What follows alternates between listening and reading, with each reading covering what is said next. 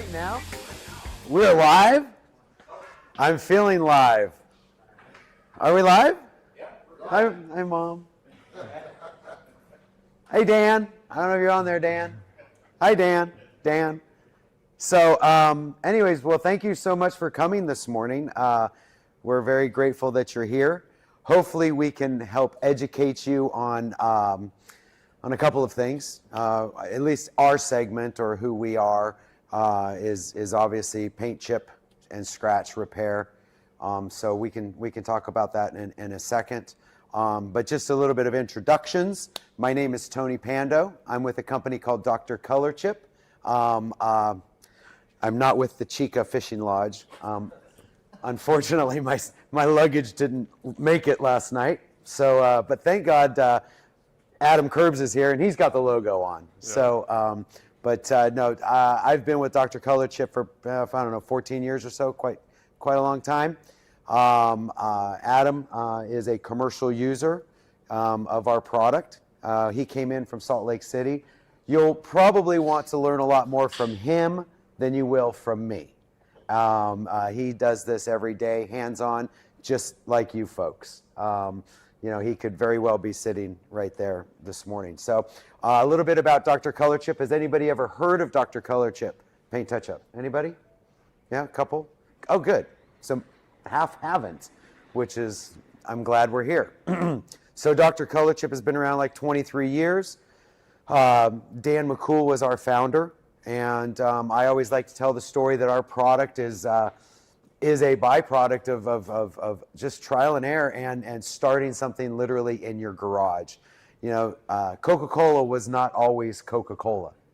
Coca-Cola started in somebody's garage, as did Amazon, as did Hewlett-Packard computers. You know, they literally started in a garage. And Dan McCool took it upon himself many, many years ago, 20-something years ago, to try to design a paint chip process. He had a system, and the one that he had didn't work well.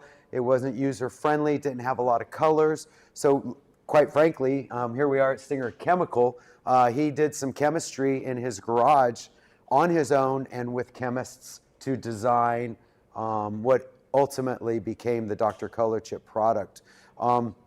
But anyways, so he designed this product because he wanted to service dealerships. That's what his job was he would go to car dealerships and touch up used car inventory.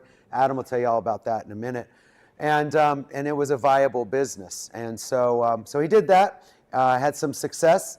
And I always joke with Dan and I say, you know, I don't know if he was smart or lucky, but you know, 20-something years ago, he said, well, heck, there's this thing called the internet. I'm going to sell a single color kit on the internet, you know, for people to buy for their cars. And long story short, he started selling these little kits on the internet. It had the paint and the blending solution and everything in it. It's a Dr.ColorChip kit. And unbeknownst to him, the Wall Street Journal does this article on do-it-yourself paint touch-up kits. He didn't know that they even bought it. But back then when people read newspapers, they had the Weekend Journal, and they talked about these single color paint touch-up kits. They rated Dr.ColorChip #1. So it was pretty cool. And I laughed. Dan tells the story. He goes, I drove around Palm Beach County. We live down in Florida. I drove around Palm Beach County, and I went to every single 7-Eleven, and I bought every Wall Street Journal that day because we were in the Wall Street Journal and all that. So it was neat. But that was his aha moment. And companies have aha moments. You all will have an aha moment. Remember, you know, Amazon, Hewlett-Packard, you know, Dr.ColorChip, things can happen if you show up, are consistent and persistent, and do a good job, represent yourself well, carry yourself well. You too can have aha moments which grow your business, right? So anyway, so Dan had that aha moment. Long story short, that was 15, 16 years ago. The single color kits, we're now selling over 10,000 every month to people direct on our website that have no clue what they're doing. Dan and I kind of started this commercial division, going back to these commercial systems because of the demand, the need, and the want, and the opportunity for something where people can make money, with our paint and blending solution and application. Really, the main thing about our company is our paint and our blending solution. They're chemically designed to work together. When we do a demo, we'll show you all of that. So we invented this paint. All right, this is unique. It's real automotive paint, but it's made to be a little bit different. And it's going to work chemically with the blending solution. So that's kind of what it's all about in terms of the demo. Does anybody have any questions on who Dr.ColorChip is and all that? All right, so anyways, fast forward to today. We ship our product all around the world.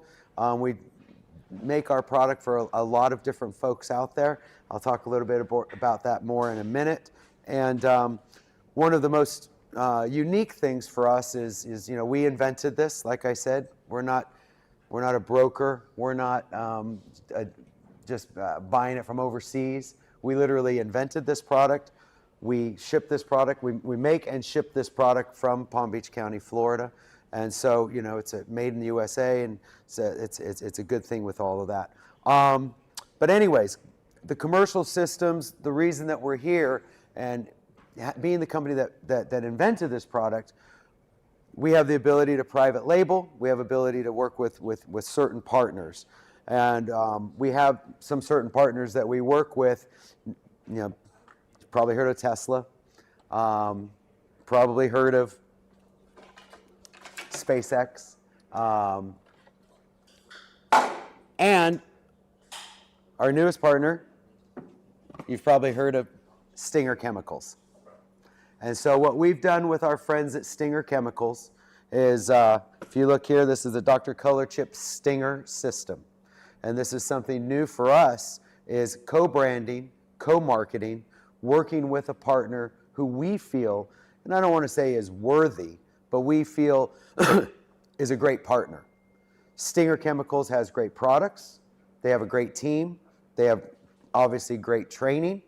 And so for us, it's kind of a no-brainer to work with a company like Stinger Chemicals. Dan Burrows, you'll see the product and how it works today. Daniel Burrows, who's in the back of the class, he will help you with anything in terms of acquiring commercial systems. And so these commercial systems, we have two of them here.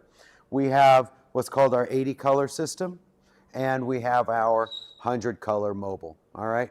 Those are our two most popular systems. We do, also offer a smaller entry-level system, and then a much larger system. But for the folks at Stingers, we've designed systems that really we feel will fit what your needs are and what Adam has done. Adam has a 100 color system, I believe. Yep. And so he has a 100 color system. He uses this at dealerships. He's a young, strapping young man, just like most of the people in here, man or lady. And he's been in the field for a couple of years. He's got employees. He's out of Salt Lake City, Utah. He's just hired an employee in Arizona, so he's got Utah and Arizona locked up, and we're working on bringing him down to Florida to have some techs working in Florida too. So a great future for Adam. But without further ado, any questions on who we are, what we are? No? Okay. So basically what we have is we have cars. I like to ask the question. So you folks, I'm assuming, detail cars and do different things on cars, right? So if you detailed, I'll ask you over here. You were the first one here this morning. So if you detail 10 cars, all right, out of those 10 cars that you detail, how many of them have chips, scratches, marks on them? 90%. It's great. A lot of times I do these and they're like, all of them. They always say all of them, right? And I say, well, no, let's back it down. Let's just say 8 out of 10 cars, right? So 80, 90%, all right? I'll be even more conservative and say 80% of cars. We all agree, right? 80% of cars have chips and scratches, right? So what does that mean? That means 8 out of 10 customers. Every 8 out of 10 customers that you see, that you work with, you have an opportunity to either make money, develop a relationship. 8 out of 10 of them. Now, here's the other thing. Those people, those 8 out of 10 people that have chips and scratches on their cars, 7 out of those 8 people are afraid to fix the chips or the scratches, right? Why? Because they're just afraid to do it. It's paint. Ooh, scary, right? Or they had a bad experience with one of those paint pens. Or they just have no clue what to do, right? So you can make money with this, okay? You can put it on your menu of offerings. Paint chip repair starting at $199. Now you're going to see that fixing 5 or 6 chips takes less than 10 minutes. For $199? No, what you do is you say, tell you what, you know what, Mr. Hey, Carlos, I appreciate, how you doing? I appreciate, you let me work on your car. I noticed you got, 8 or 9 stone chips on there. Usually it's $199. I'll tell you what, I'll fix them for $150. Really? Remember, Carlos is afraid to do it, doesn't know how to do it, had a bad experience with a paint pen, right? And you're going to give him a deal. You're knocking it down from $199 to $150, heck, even $120. $120 for 15 minutes work? Not bad, right? And he's happy. So now, moving over to the other type of thing, which is when you're doing a big job. And I don't know what a big job for you is. I don't know if it's $200 job or $5,000 job. I don't know. But what I do know is if you're doing a big job on a car, when you're doing a big job and you say, hey, Mr. What's your last name? Laya. I'm sorry? Laya. Okay, so Mr. Laya, I'm doing this big job for you. You notice that Mr. Laya has, several stone chips on the car. You can approach it a couple of different ways. You can say, hey, Mr. Laya, I'm doing this big job for you. Thank you. I'll fix those for free, right? Or you don't even tell him. You just fix them. Because remember, he's afraid to do it, doesn't know how to do it, or he had a bad experience with a paint pen. And now you've got a customer for life because you just fixed his chips. And, if you're doing does anybody in here do ceramic coatings? Yeah? Anybody in here ever do paint protection film? Yeah? So if you do a ceramic coating or paint protection film, let's see, I'll come to this young fellow here. And, if you don't fix the chips, that's not good, huh? You put the film on. Very noticeable.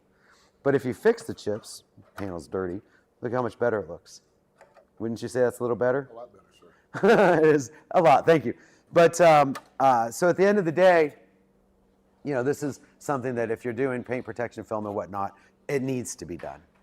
It really does. Another thing that I say in some of these type settings is I say, well, gosh, you're all detailers, right? You make cars shine, make them smell good, all that great stuff. That's awesome.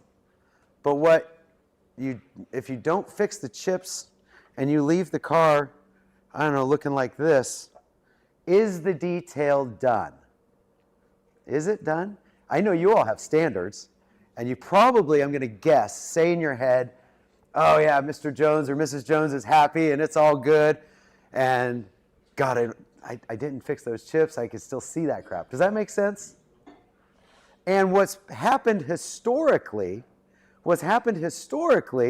is, and tell me how many folks in here. So somebody says to you, oh, hey, could you fix those stone chips when you're going to detail their car? What do? Oh, go buy one of those paint pen things and I'll do it. I don't really want to do it. Does that sound familiar? I think most people in here are nodding. You don't really want to do it. Because why? It's got a bad reputation, right? Because it doesn't work so well. It takes forever, right? You got to put the paint on, let it dry, wet sand it, put the clear on it. To fix those 5 or 6 chips is going to take you an hour, right? So at the end of the day, you're like, yeah, But now if you can fix those 5 or 6 chips in less than 10 minutes, not bad. Or 15, right? Yeah. 10, 15? I don't know. Depending on the type of chips. So anyway, with that, I'll get Adam going up here on a demo for you, and he'll show you how it works. But prior to him doing the demo, I think it'd be great to hear your story a little bit. Tell these folks, talk really loud. Now he's been to SEMA. I took him to SEMA, and he went to Mobile Tech Expo with us this year. So we're really excited. He's growing and learning. But this is the first time we've done something like this, huh? Yeah. Yep. So where are you from? Salt Lake City? Yeah, I'm in Salt Lake, Utah. And I'll explain how I got started, what I do. But before that, we're on a topic that is reminding me of this. He's saying, because a lot of you are, detailers, and say you're doing a paint correction, right? You make the car look great, but you're going to have those 8, 9, 10 chips on the hood. And I just did a car the other day, and I actually forgot to do a paint because I was trying to do the ceramic coating, and I had it planned to get graphics on it and all that. So I just kind of skipped that part. But after I did it, I realized that I never did the paint touch-ups, and I always do it, and it only takes me 20, 30 minutes, depending on how bad the job is.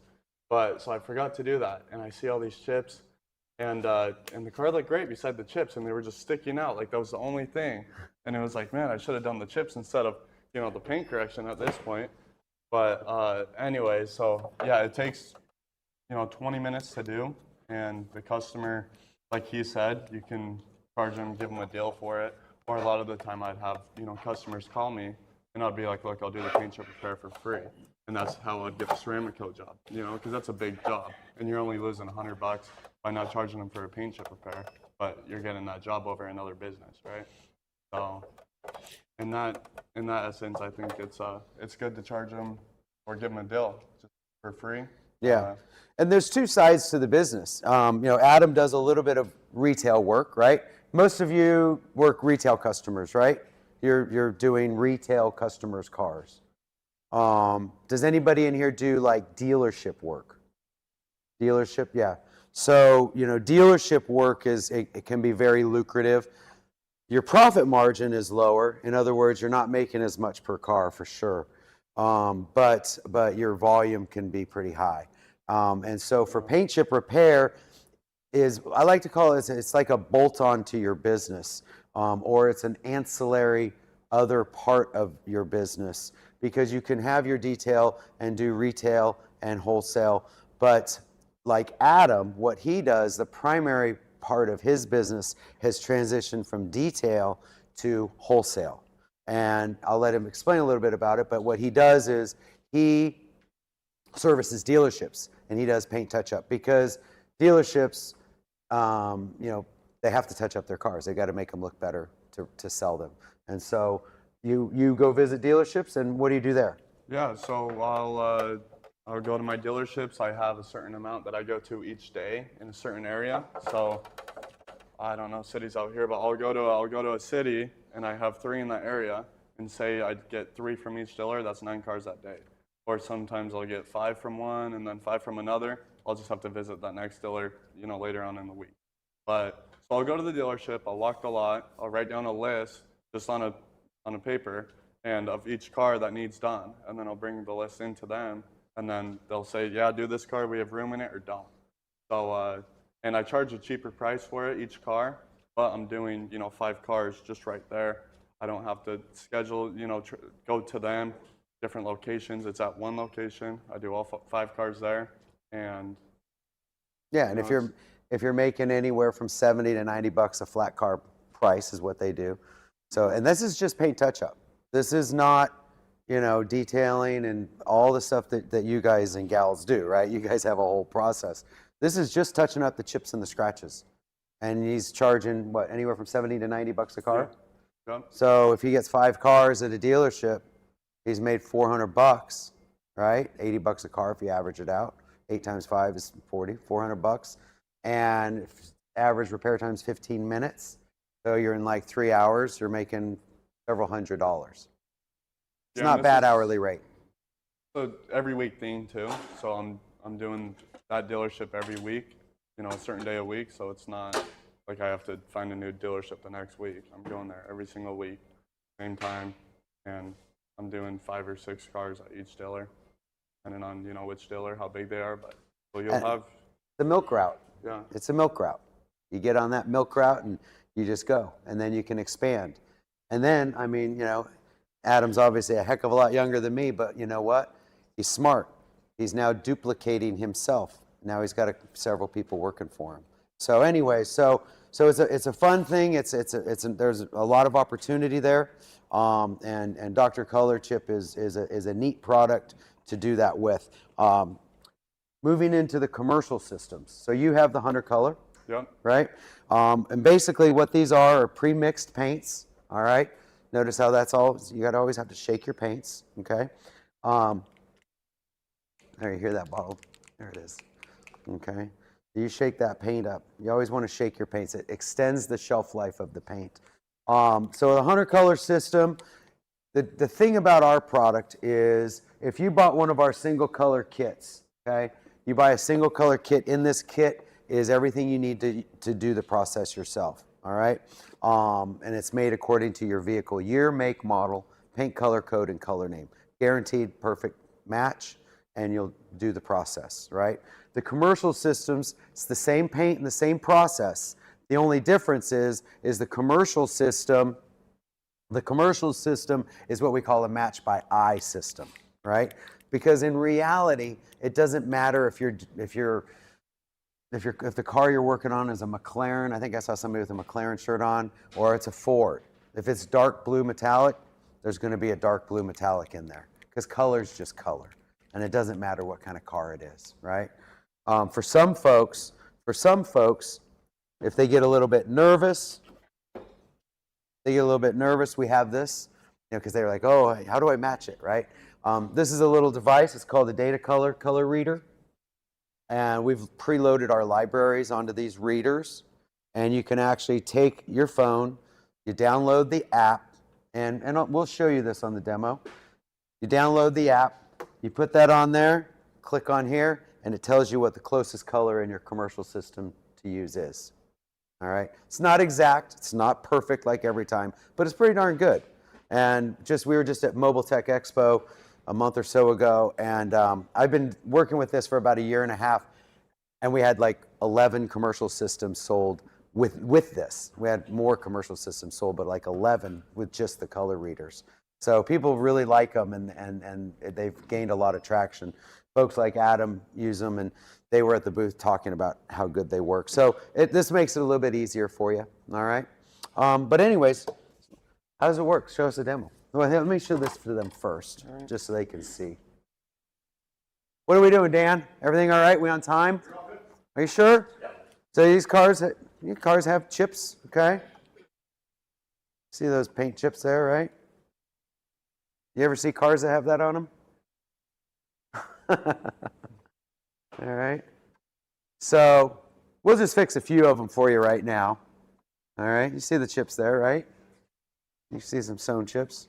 Just regular old chips on a junker panel. All right.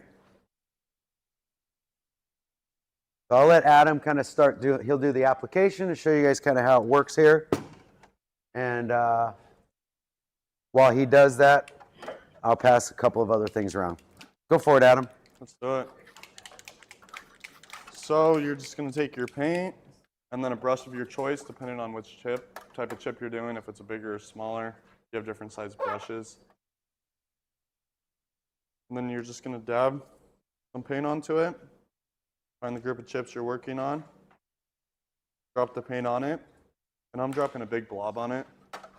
So I'm not being... I'm just dropping all the paint on it, and then I smear it in with a squeegee, or you can use your finger, whatever you want. That's why I have the glove on. And then that's going to flatten it in the chip. And if it needs more paint to fill in, drop some on and fill that in. Now we have to let that dry. You're on TV. Yeah. Oh, there I am. And then if you want to talk about... So while the paint's, yep. So basically what he did is what he just said.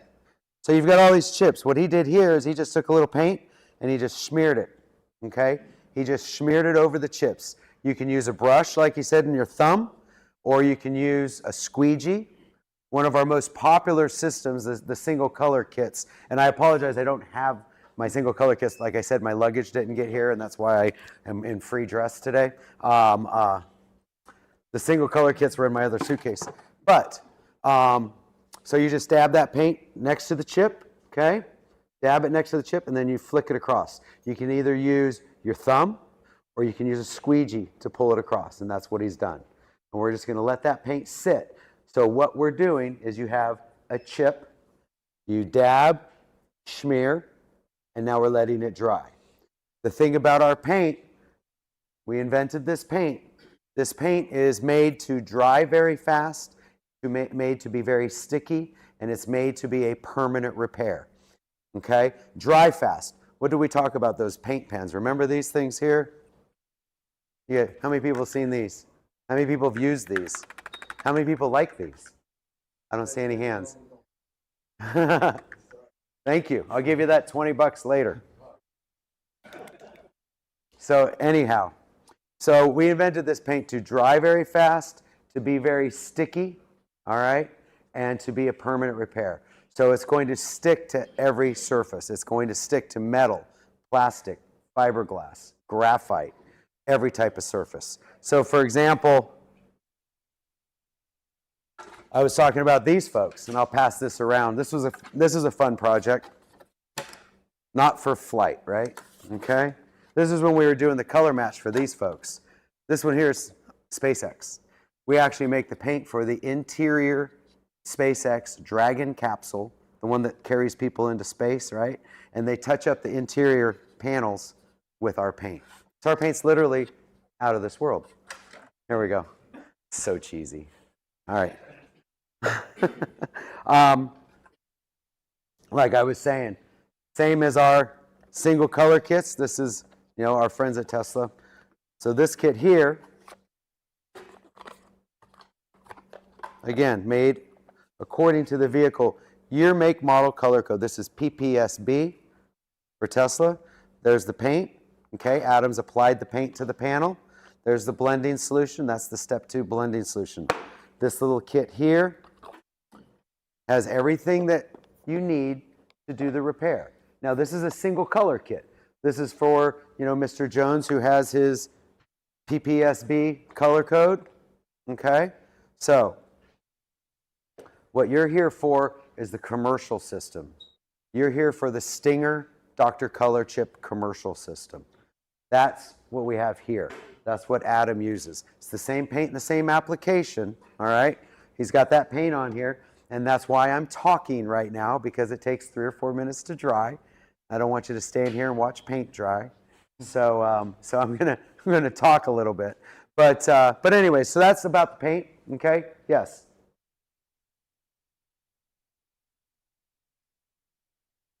Well, you can, and it's a good question. What he is asking is, can you just put it right on the paint chip? Yes, you could, but the way that our paint was designed, there's actually a method to our madness, I say. You dab it next to the chip, right, and you smear it across. The reason for that is, especially when the old-fashioned paint pens, okay, what they used to do is they would just put it on the chip, right? Well, the problem is when you do that, number one, you're putting that paint on, and there can actually microscopically be an air pocket there, all right? And that's when that paint dries and hardens. That's why it can pop out of the chip, number one. Number two, 65–70% of all paint today is metallic, has metallic flake in it, right? So when you blob it on right in the chip, like the old-fashioned way, all that metallic flake is laying all cockeyed, right?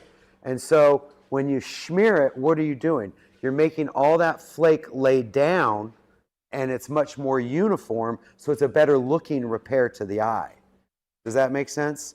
So you could still put it on that I don't want to call it old-fashioned way. You could still put it on that way.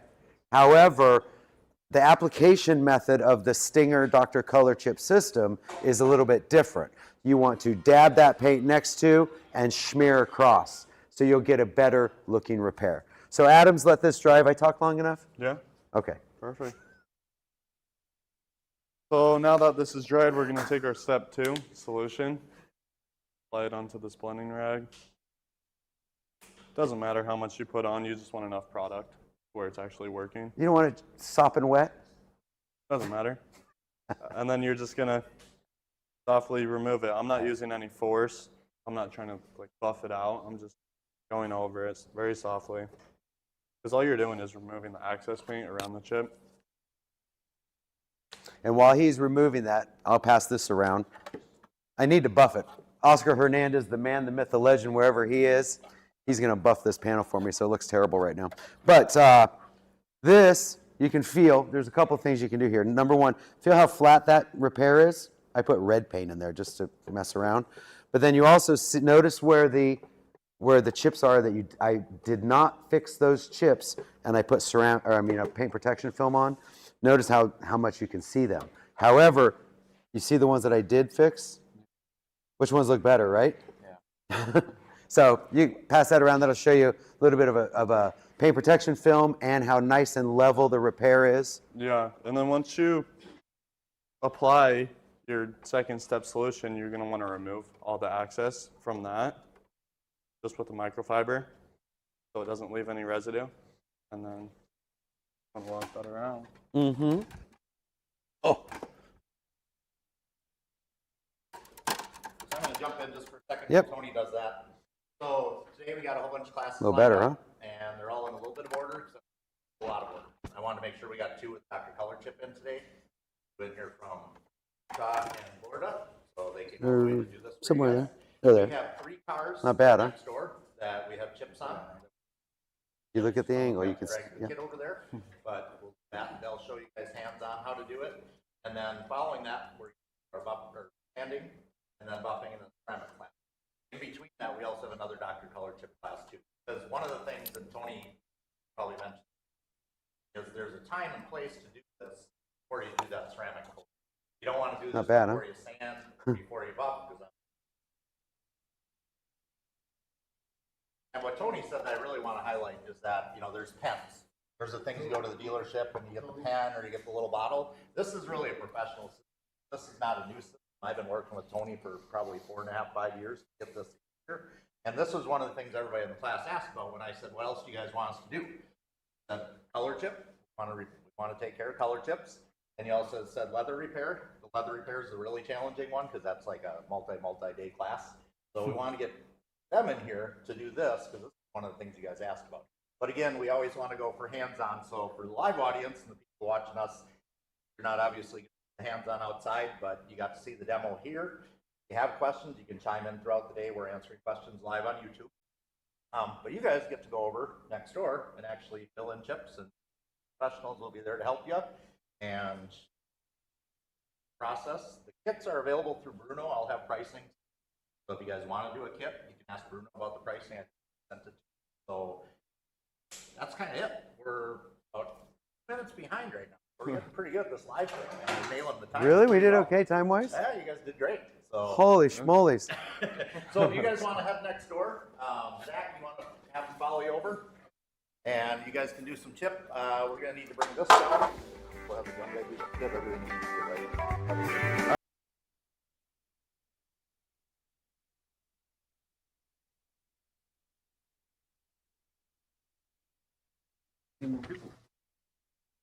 I gotta make part 2 now. Part 2? Will you be part 2? I guess so.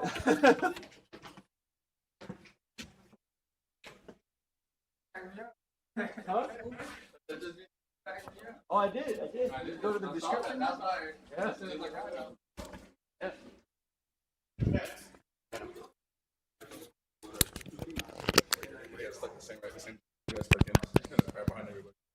They're live now. We are live. Sorry for the technical difficulties, everybody. Okay.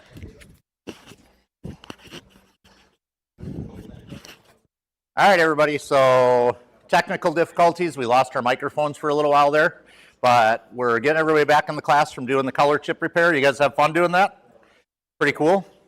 So what do we talk about in here all the time? How to make more money. Add services, because that's where you start to make more money. Detailing cars, ceramic coatings, now chip repair, those things are the things that you can add into the menu and start to make more money. So, Oscar does business classes, and Wednesday he's going to do a business class both in English and Spanish. I was going to attempt the Spanish one, but I didn't learn Spanish in the last 30 days, so I'm totally failed on that right there. But he's going to do that on Wednesday, and that's such a good course because it talks about exactly that. So anyways, for those out there watching, which we have you guys online, we are going to answer questions. We'll get to them as quickly as we can. We are running a little late because we did have a hands-on session outside, and we also had technical difficulties with the microphones, which this is our second month going live, so not too bad considering that. So I'm going to bring up Oscar and Zach And they are going to do panning to achieve the perfect finish. And I think they're looking for microphones too. There you go. Green.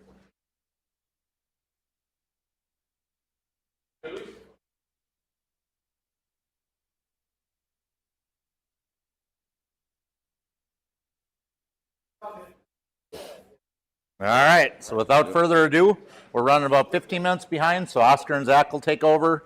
If we're running a little behind, we'll try and catch up, but it might be kind of tough to fit all that in. So, Oscar and Zach. Gentlemen and lady, I know we have one lady in here. It's Tony for Dr.ColorChip. And my name is Oscar Hernandez. I'm sales rep here for Stinger and trainer, and I got my brother. I'm Zachary Moreno. I'm also a stinger and a sales rep for Stinger as well. So Today we're going to talk about a little bit about sanding and the perfect finish. I'm going to touch on a little bit. We're going to tag team this up as far as I'll touch a little bit on the business side. Realistically, sanding out of a detail shop. So I'm just asking, who's sanding right now? Who does any kind of sanding? Scratching or full car? Scratch. That's what I'm trying to get at, is that realistically, when you do sand, you're not going to sand a full car, especially paint system now. It's not realistic. Not enough to work with. Working on any kind of plastic. Go over a little bit over scratch sanding, and Zach's going to hit on the different types of sanding, and then we'll close it up with it out there on a dry sand or wet sand. Really up to you. So without further ado, any questions before we get started? All right, without further ado, you guys are going to see me do this a lot because I got a clicker. It's not clicking.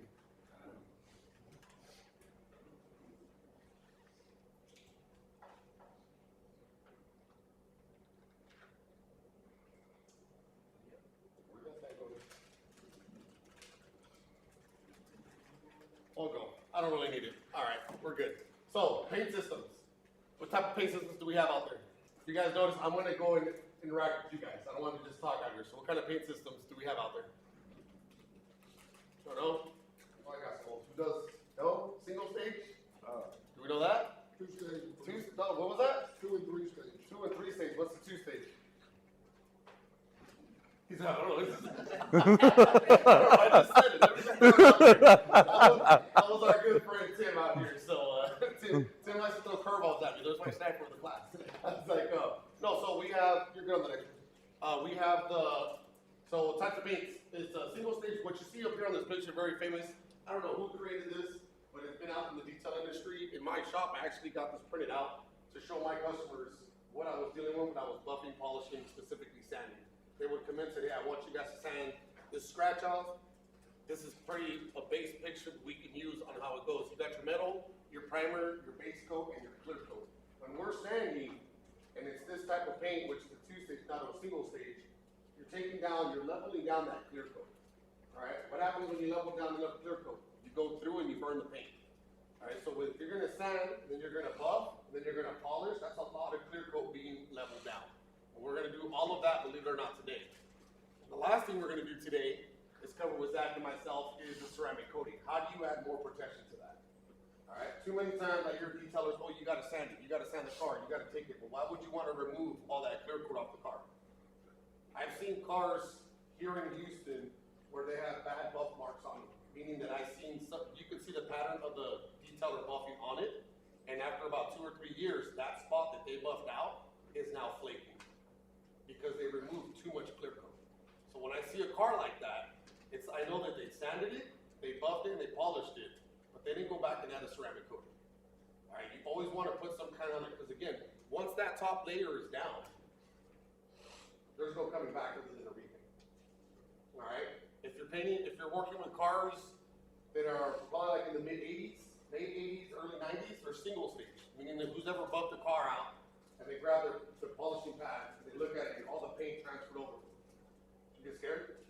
I got scared. Chalky. What's that? It's chalky? Yeah, it's very chalky, but you can polish it out. All right, that's when they used to mix the clear coat with the paint, and then would spray it on there.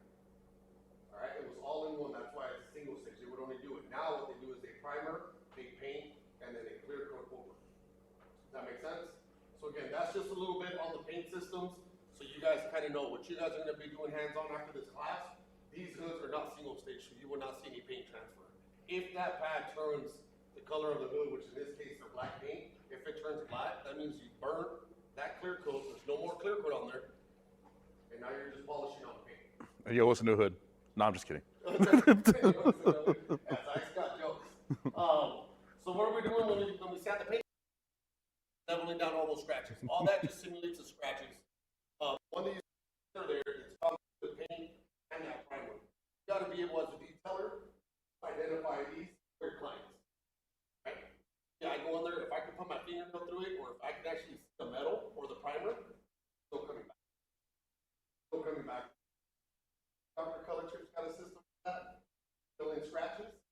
I've seen it. So, but if you're looking at these little scratches that are on there, if it goes through, refine it, make it look a little bit better.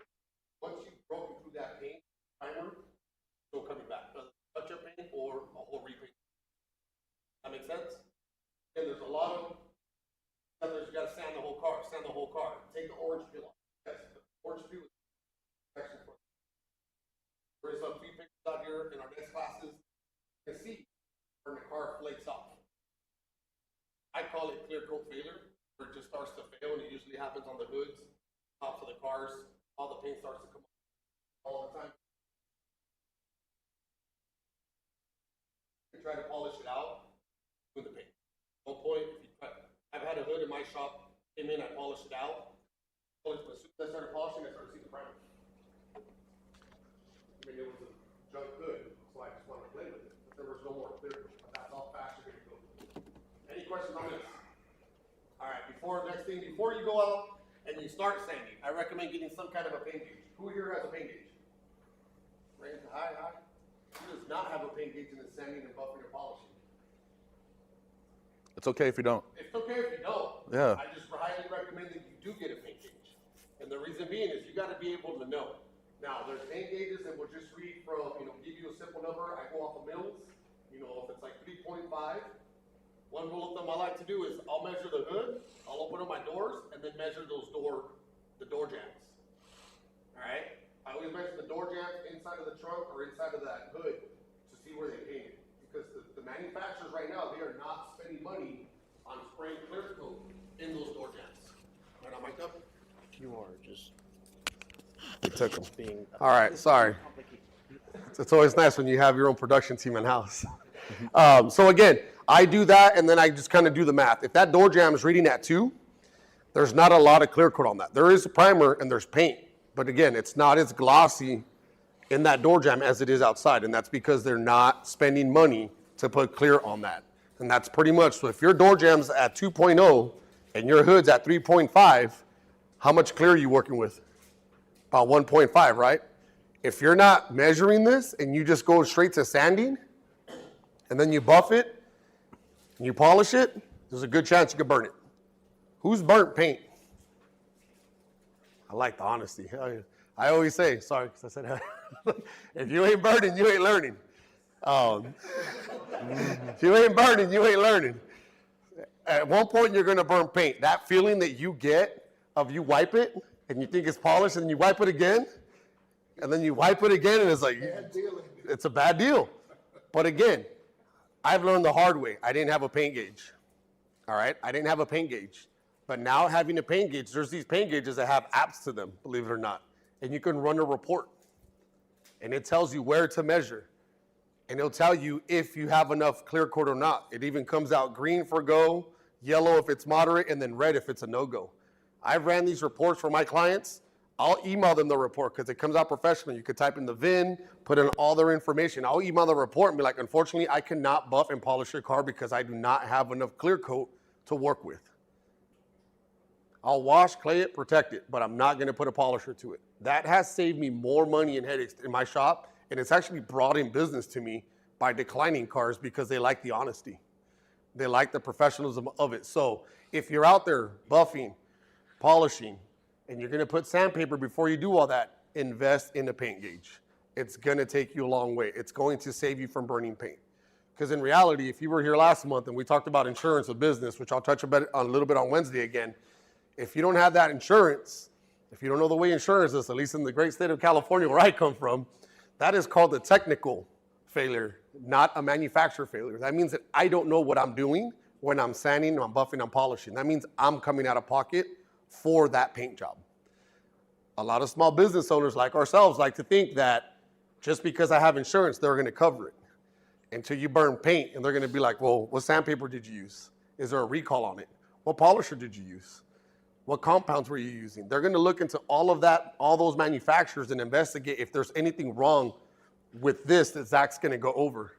If there's nothing wrong with this, it's a technical issue. That means that I am now responsible for that paint job and my insurance is not. I'm not trying to sell you on a paint gauge, but use it. It saves you. It will save you headaches. Any questions on that before we go on? All right, I'm going to turn it over to. We got one. Yes, sir. I know they don't cover fiberglass. So what if it's a repainted, like a repainted, for instance, we just have a 68 Corvette right now, and it's repainted with obviously not single stage, but you can't gauge it. Is there a Pando on it? Yeah, so the way that I do it, and I'm about to come across this because my 63 Impala is coming out of the paint shop soon, and I'm going to sand it, I'm going to buff it, I'm going to polish it. All right? These paint gauges, depending on which ones you get, it would even tell you if there's a thick layer of putty on there. It'll tell you where there's Pando, and that's going to read like 40 mils. And then you're going to go over to the left about 3 inches, and it's going to read 23 mils. And you're going to figure out why is it doing that? Well, some paint gauges will actually tell you there's putty in there. So what it's doing is measuring from the metal all the way to the top of that clear. I don't touch repaint cars in my shop unless I know the painter. Unless I can physically pick up that phone and call that painter and be like, hey, what clear coat did you use? How much did you use? What am I working here? Did you water it down? I don't want to say put water, but some people will make 1 gallon of clear go into 5 magically if it's watered down. Painters will do that. I've had painters say, you know what? Don't even put a pressure washer to those bumpers because you're going to flake it right off. And that's the problem now. And it's the problem now. The problem now, especially with Luis. certain manufacturer, some of the, if you put a pressure washer on the bumper, you're toasted. I can tell you from pure experience. Yeah, so I mean, he deals with a lot of painters. So like, again, I won't touch it unless I know the painter.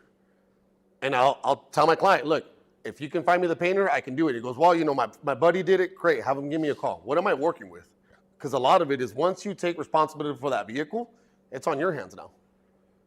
Now, if you know the client, the way that I like to work with mine, I'll let him know, look, I'll do it, but there's a good chance I'm going to burn through this paint. If you want me to, if he says, hey, it's going to go back to the paint shop anyways, just run it all day.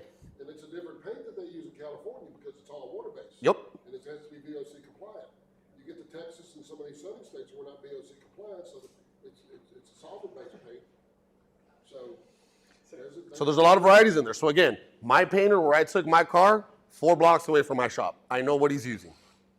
I know the clear coat what he's using. I know how many, I mean, I delivered it to him. Hopefully I'm not gonna be in the paint booth when he's in there, but I trust him enough to do that. He must trust me because this customer came back to me. I did his GMC Sierra 2500 Duramax, and I burned his paint. Brand new truck. You burned his paint on a brand new truck? Brand new truck. How'd you burn it? You sand it? Well, I had a technician do it. Okay. So technically, Yeah, because you were asking about rotary about 10 minutes ago, bro. We ain't going rotary with you. He did, and I told, anyways, it wasn't him. Anyways, yeah, and then he brought me his Corvette, and I told him, But I'm probably not gonna be able to do what you're asking, but we went to the body shop on it too, and the body shop spoke to him too, and he was like, do what I asked you to do. All right. well, see, a lot of it is the client base. I'd rather, when it comes to the business, and again, I can touch up on this on Wednesday when we do the business classes, it's how you're approaching that client, how that client's approaching you. And I always tell people, that client, not every client is gonna be your client. There are some people that come in, they demand things out of me in my shop. I'm sorry, but I'm booked, or I'm not here. I'm in Houston this week. I can't do your car on Monday when I'm supposed to be here. Not every client's gonna be you. A lot of the times it's better off to just turn away and just say, you know what, I'm sorry, I can't do this. It's out of my skill level. And they're gonna come in, they may give you a bad review or whatnot, but you know what it is. It's gonna save you the headache in the long run. Gave me another Corvette. So there you go. So I mean, it just depends on the client how you're approaching it. But again, Zach's gonna go over all the sandpaper, and then we're gonna close this out with, you know, what do we rather use, and then we're actually gonna get to hands-on. Who has never sanded before? And it's okay if you haven't. It's okay if you haven't, because again, if you're not burning, you're not what? Learning. All right. Let's just not burn these hoods, because then my boss down back there and be like, I'm about to get them repainted. Oh, we're getting repainted anyways. Yeah, We're they're getting gonna get repainted anyways. We're getting repainted. Yeah. Yeah. Hey, Next burn- week they're gonna be repainted. So burn feel the free. hoods, gentlemen. Burn the hoods. But like Oscar's saying, we are gonna burn a hood though, just so that way y'all can see what burnt paint looks like. Who has ever seen burnt paint? So, no big deal. So guys, there's a whole bunch of different sandpapers out on the market. There's 3M, there's Trizac, there's Rupes. We've come across the best, in our personal opinion, in Super Acelix or made by Kovacs. Eagle Sandpaper in America, Kovacs is their main company in Japan. So we have different grades of sandpaper. So starting off at 1500 to 240 is our Super Acelix brand, which is this one. And then we have their finer brand, which is our Super Bufflex, which goes from 2000 to 3000. And then we have everything from block sanding to palm sanding to actual putting on an actual sanding machine. So depending on what we're doing, where we're going, if we're doing headlights, you wouldn't put a 6-inch on a headlight, right? Because it won't fit. So we would go 3-inch or block. And we also have 3-inch sanders made by Rupes as well that are pneumatic. So depending on what you're trying to do, we can go each route. What makes this Kovacs different is that it has a latex backing so that it is more stretchable. And I'll pass this around. And it doesn't clog. So there's holes in here that has a anti-clogging agent as well. So that way whenever you're sanding, a vacuum has it and sucks up the sand as well. So if you want to pass it around. Are there any questions on sanding paper? What's the best, what's not the best? Like I said, we use the Super Acelix and Super Bufflex made by Kovacs. And we found that the durability, as opposed to 3M, is a lot longer, and also the cost of it is about 30% more cost effective. So that's another plus. Let's see here. Let's go to the next page. So here's I don't know if can we zoom in, Lewis, on this part, by any chance? So we found that the uniformity on the sandpaper cuts a lot even as opposed to other sandpapers on the market. I don't know if you can see on here on the screen that how even they are as opposed to other sandpaper that the cuts are. No? Okay, cool. Either way, we're good. Just that the cuts are inconsistent as opposed to a more consistent cut that we found. Sorry, super technical difficulties, but we're good.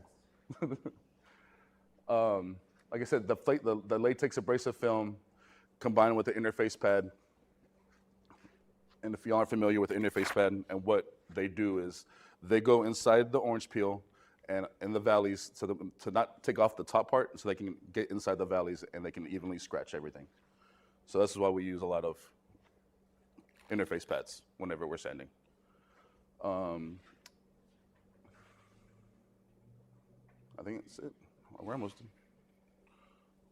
The different sanders and sandpaper. Like I said, we talked about 3-inch. We have a 1-inch sanding that can go for your spot sanding that you're going to be doing scratches on. So yeah, instead of pulling out a whole 3-inch or 6-inch block, you can actually go on and get a little 1-inch pad. I'll pass this around if you want to see how that works. And like I said, we have our 3-inch.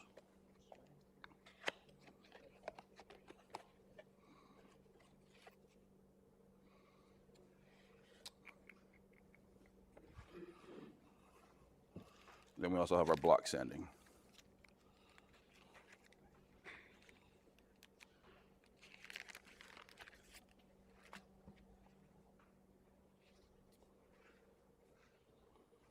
So like I said, depending on what type of surface you're doing, a hood, a rounded curve, a bumper, we have the materials that you're all gonna need from the 1-inch, from like I said, 3-inch sanding, just depending on what you're trying to accomplish. So, let's see here. Y'all ready to do some hands-on? Yeah. Almost? But we're gonna talk about, no, absolutely. So we're gonna talk about dust nibs, getting a car out of a body shop. So when your car gets freshly sanded or freshly repainted, there's issues where there's dust in the air and the dust lands on the paint that's freshly coated and I'll have a little nib. So that's where that 1 inch block that I have goes in, or it can go on a 1 inch block like this, depending on what you're trying to do. So that's very easily removable. You have a paint sag, same exact thing.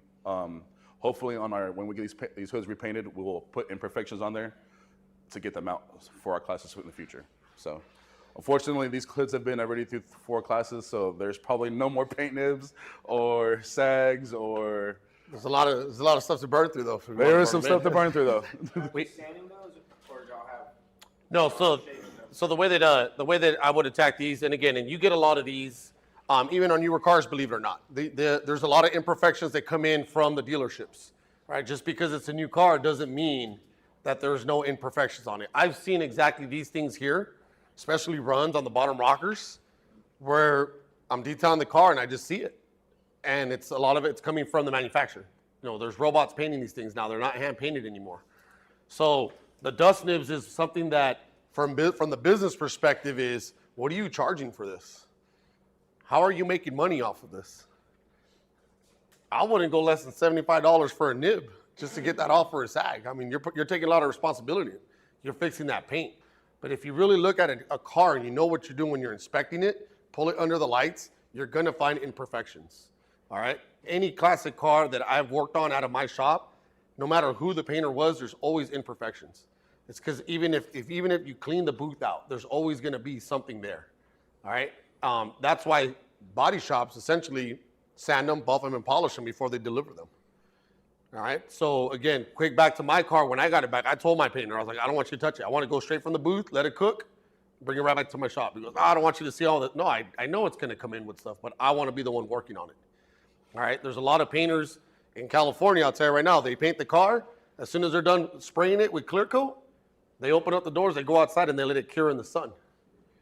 What's that doing? It's getting all the dust, all the elements from the air, it's gonna land on that car. If you've seen cars from far away, you get to see all these little pinpoints. And that's where all the dust just landed. After a while, it's just gonna try and breathe out. It's trying to push it out. So from a business perspective, the sanding part, before you go out there and do it, make sure you're pricing it right. Because again, how much is the sandpaper, Zach? So this sandpaper for 50 sheets, I believe, is $63.99.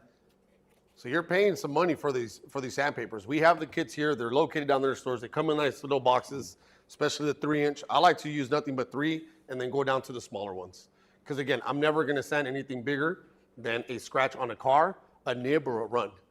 I'm never going to sand a brand new truck out of the dealership. It's just not going to happen. It's not in my market. And if that's what the customer wants, that is not my customer. I don't want to take that on. It's a lot of work. When I'm going to sand a classic car, depending on what the painter or how much clear they put on it, we're starting at $800, $1,000, but I'm bringing that thing all the way up to $3,000 or $4,000. That's a lot of sandpaper. And I'm not just using this one box of sheets per paper. Who's ever seen a 63 Impala? That thing's a boat.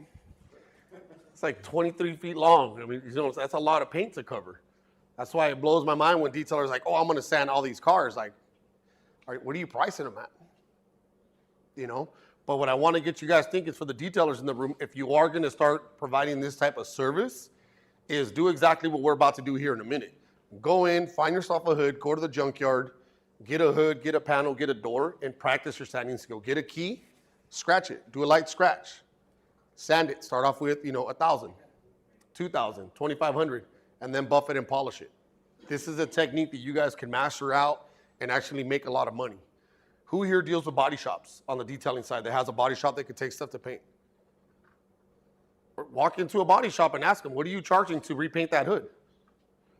What are they charging to repaint that panel? Tim's laughing at me because he deals with body shops. He knows where I'm going with this. If the body shop's going to charge me $600, because that's what they charge in California, about $600 per panel, and then $300 if they're going to blend to the right and $300 if they're going to blend to the left. You know what I'm talking about blending? They just won't paint a door because they want to be able to blend the color this way and this way. That bill just became, what, $1,200? So if I'm removing scratches from a door, what am I charging? About $350. I'm gonna give it back to you like new condition. I'm gonna remove that whole scratch, and if the painters are charging that much to repaint it, you should be charging just as much. Click it. Yep. Yes, sir. Overspray, yes. If we're talking about sanding, what would be the best way to approach it? So overspray, you got to clay it, man. Clay bar, start least aggressive. Always start the least aggressive, even if you're sanding. Don't go in there with 800. I wouldn't sand overspray, to be honest with you. If you got to clay bar it. Use a heavy clay and then buff it out. All right, but even when you're if you're not claying, I don't recommend buffing without claying, because in those pads you're gonna get rid of them. But you're gonna make Southwest Stinger real happy when you got to go buy more pads. Ain't that right? But claying it, I would start least aggressive. Get a heavy clay and start claying it out. I do a lot of overspray because, again, in my area they like to leave cars outside and then they're painting right next door. So then all the fume, they think they have a paint booth, but if you ain't got filters in a paint booth, where's it all going? It's all going out anyways. All right, so overspray, I would recommend that, because it's sanding it, the sandpaper, you're gonna eat up that sandpaper like no tomorrow. It's gonna clog it up. Yeah, it's gonna clog it up. You're gonna start ripping it. And honestly, don't take the risk on sanding overspray. Least aggressive, clay it, start with the fine or a heavy fine, and then buff it, polish it, you'll smooth it all out.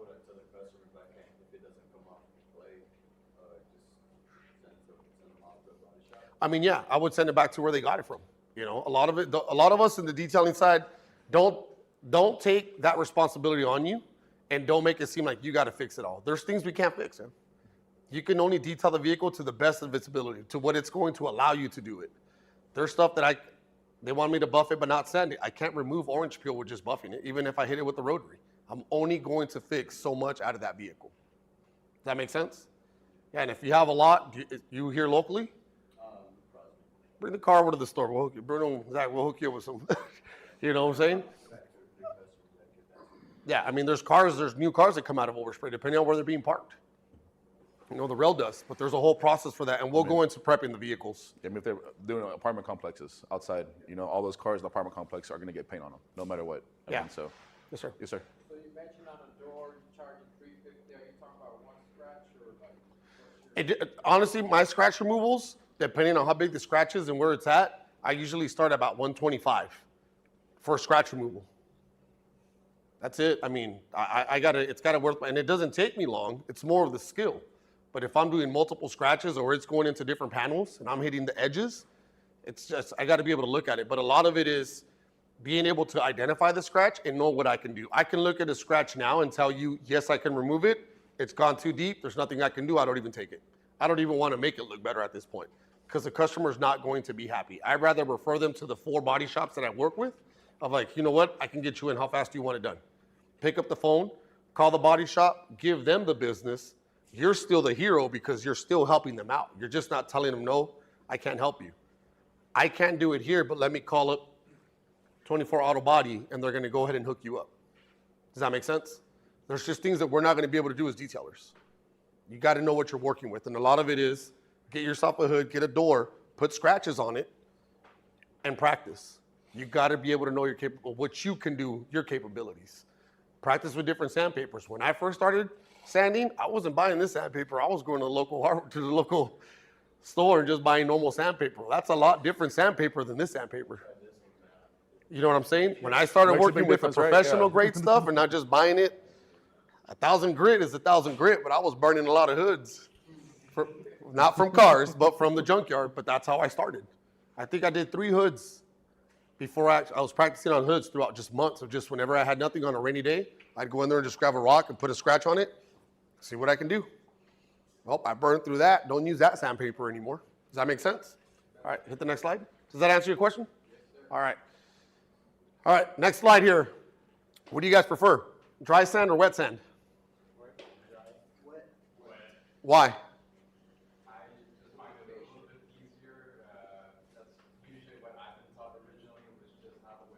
All right. Who said dry sand? Why do you prefer dry sanding? You just think it's too messy? And it really, I don't know. What do you prefer? I prefer dry. I prefer wet. I was just taught that way. A lot of it is what you've been What you were taught, though. Yeah. I think we were at your trade show, and Dan looked at me and goes, "What are you doing?" Remember that, Dan? My boss looked over and goes, "What are you doing?" I was wet sanding and I was spraying, and he goes, "What?" And I was like, "Oh, it just looks better to me." That's just what I was taught. One thing when it comes down, like Zach talked about the machines, and you guys will be able to use these. If you don't clean these sandpapers out or the hood, you're going to start making little things called pigtails. on the paint, which is just bigger scratches on the paint that literally just look like little J-hooks. And we'll show you them. We'll purposely put them on the hood. You got to be able to get those out. So sometimes that's why I like to dry sand, because you don't get those. Everybody saw them? All right. I also, me personally, I don't use machines when I sand. It's all by hand and blocking. That's just what I do. I had taken auto body classes back in the day when I first wanted to start doing auto body in my high school days, and that's just what I was taught was block sanding. There was these nice sanders up in the walls, but we weren't allowed to touch them. They wanted us to go and actually block sand. So that's how I prefer to sand. He prefers machine. This one right here. Yeah, that one right there, that's a beast. If you haven't used that, it's a beautiful machine. I still prefer hand. I don't know why. It's just what I do. It works for me. Just see what works for you. Get the machines, try sanding, by hand and seeing what works. Here in a little bit, once we're done with this slide, we're gonna go in and we're gonna actually get to sanding on all these hoods. But we'll be able to set up the machines here, Right. the machines here, and then we'll be doing the hand sanding over there. All right? But again, what's easiest? I like the wet sanding for me. Why do you like dry? I can see the results right away. I can see what I'm doing. I don't have to wait for it to dry. I don't have to wait for the cleanup. What's that? And again, it's not, there's no right or wrong. It's what you prefer. How you want to work, what's in your environment, what's available to you. But if you're spot sanding, you want to show them the stack pack right here for Flex. We fixed this up last time. This is our sanding kit right here. You can literally be going around in your mobile rig or in a truck, not even have a mobile rig, set this up for sanding by hand. If you have a small compressor, a little pancake, you can run these machines. You can simply just run and start doing the scratch removal system. This can all be an add-on to your detail business if you offer scratch removal. You're not sanding the whole car, you're just removing small scratches. You're gonna see me do some scratches on these hoods where it's gonna be like, I probably won't do one that are too deep, but we'll put some scratches on with the key, see if you guys can sand them off. And I'll have you sand a little bit, leave this one, and then this afternoon when we start buffing, because we will buff them off this afternoon, we'll go into it after lunch. We're gonna do another class into the buff, and you can actually buff them off. Any questions on wet or dry? What do we prefer? Sure? Wet? You like wet? Does it last longer being wet? No, I don't think so. It's all the same. Yeah. A lot of it is, it's like when you're actually detailing. You gotta take care of what you have. If you're not cleaning these off, this is only gonna last as much as you want it to. And again, you're gonna sand a piece, you're gonna wipe that off, and then you're gonna brush this off with a brush. Then you're gonna use it again. But if you continue to use the sandpaper without cleaning off, is this sandpaper gonna last you? You gotta maintain it as you're using it. You gotta care for it. Same thing with the dry sand or with the wet sanding. I do a piece, I wipe it off, clean the paper off, look at it, and then continue to go. All right? Just like your buffing pad. Yeah, it's just like a buffing pad. It's just more aggressive way of doing it. We're in trouble because Dan's coming up. So that means we're in trouble, guys. So I'm going to tell you something about products we bring in. So we make chemicals. If you guys haven't seen over at Live Oak, our facility over there, the corner facility over there across from the store is going to be a production facility. Then we're also building another one back here. So we make chemicals. We make all these things right here, all good at that. We're great at that. We don't make sandpaper. We don't make buffing pads. We don't make buffers. So what we do is we partner up with the people that we feel make the best products. The reason we have Eagle sandpaper is because I sold Eagle sandpaper for 10 years. In my opinion, dry sanding is easier. The learning curve on it is less than wet sanding. Now, if you've wet sanded and you're comfortable with that, nothing wrong with doing it that way. I will never tell you that what you're doing is wrong if you're getting good results. If you're not getting good results, then obviously something needs to change. And that's where we come in and we say, okay, let's show you a different way than what you're doing if you're wet sanding. If you're dry sanding, you're already used to it. But really the goal is always about process and procedure. We're not here to sell you sandpaper. We do sell it across the store. We do sell it at our distributors. But really it's about, okay, how do we get to using these products right here? And that's the important part. But sanding is something, again, that people ask a lot about. I want to learn how to sand. So in my opinion, after 10 years of selling Eagle sandpaper, which has always been dry, that's what I've always sold, I could go into a dealership and take a kid who was very young, very new to it, and teach him how to sand or her how to sand. I can't just say him when there's a girl in here. I have to keep that in mind. So him or her how to sand in a much shorter time frame than I could with wet sanding because of that slurry. That slurry is really what creates that block so you can't see what's going on. Whereas dry sanding, you can pretty much always see what's going on. So when you guys sand today, we're getting everything ready over there. We'll start doing some hands-on.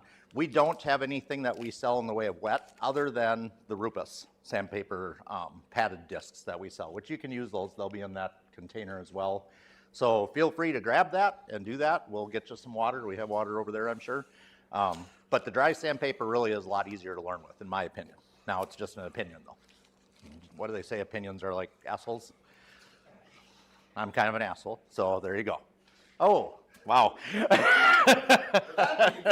Yeah. Forgot we were broadcasting this live and recording it. So anyways, so I'll let these guys go, but I wanted to answer that question about the sandpaper and why we use that particular one. It really is because that's what I started the training program with long ago, and that's what I like to use. But it doesn't matter. If you like 3M, or you like Sun, or you like Mirka, or you like Rupus, or whatever, there's a bunch of good sandpapers on the market. It's really just, we can't train with 14 different brands. We have to pick the one that really is what we partner with, and that's Eagle. So I'll let these guys get back to it. All right, so Zach's gonna set up over here. Any final questions before we go on? Pricing wise, who's thinking about adding this on? You want it? All right. You guys are kind of like, yes, no. You burn it up.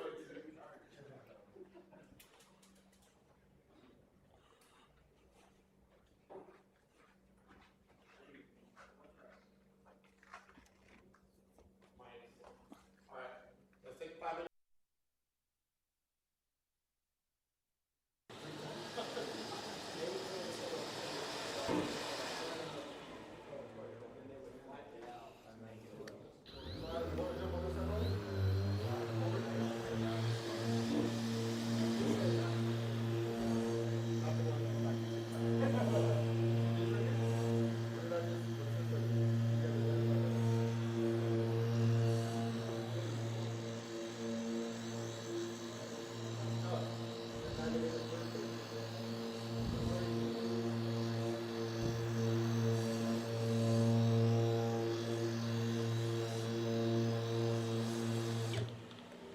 So this is action is like the same thing as a DA.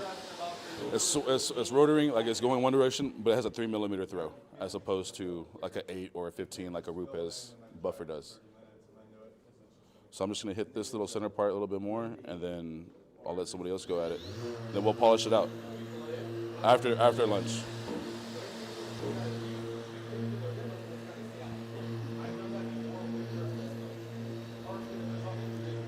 So I can feel my sander gliding over it, like I'm not really penetrating because of the ceramic coating that's on it. I need to go more aggressive, probably to like 1500 to actually remove it. But I just wanted to show y'all for demonstration purposes.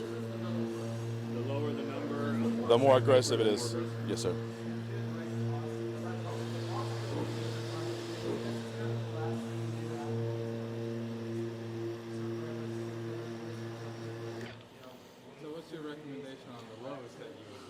So the lowest I would go if I'm doing. my thing is like 1500. Usually once you start passing. For pen correction, yes. For 1500 would probably be the lowest I would go. Now if I'm doing like a sag, like we saw the dust nib, depending on the sag, how big it is, I'll probably go 800 to 1000 just because I want to get it off, just to make sure.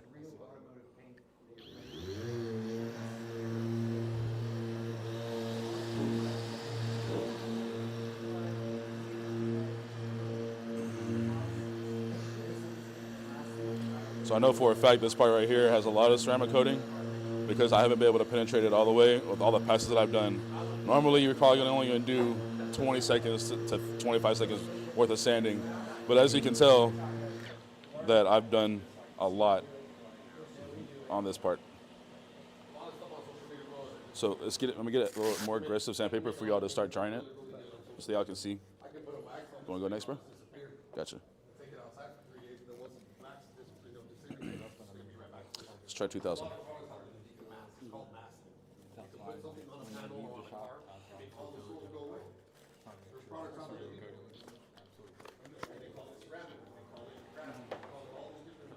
Yeah, go ahead. Yeah, wherever you want to go. Wherever you want to go. Yeah, wherever. So whatever spot you're gonna do, that's the spot you're gonna come and buff out. Okay. So.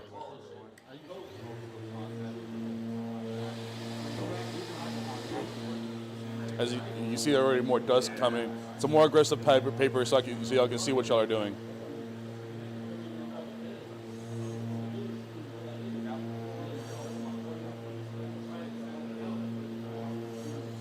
All right, want to clean the paper off? Let's see what we got.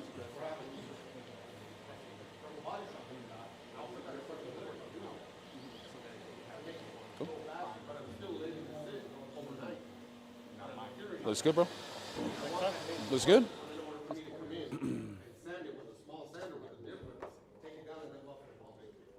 Make sure you got enough cord. Yeah, I know. I can move this up just to give us more space as well.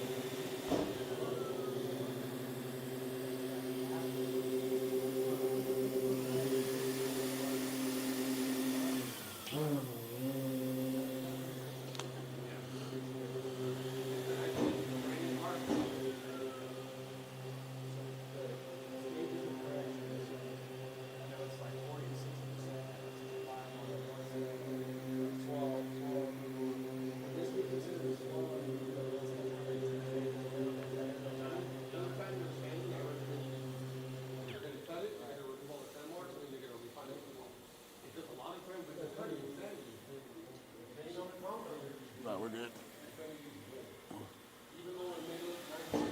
So it looks like you got a little spot right here that you didn't get all the way through. You can see it, and then you see a line right here too, right in the middle of it. Yep. So when they're saying, when people tell me I need a 3-step paint correction, I automatically, in my mind, I'm thinking it's changing. Yeah, you don't put pressure. Yeah, the machine's doing all the work for you. Yeah. You're just guiding it. All you're doing is guiding it. Yep.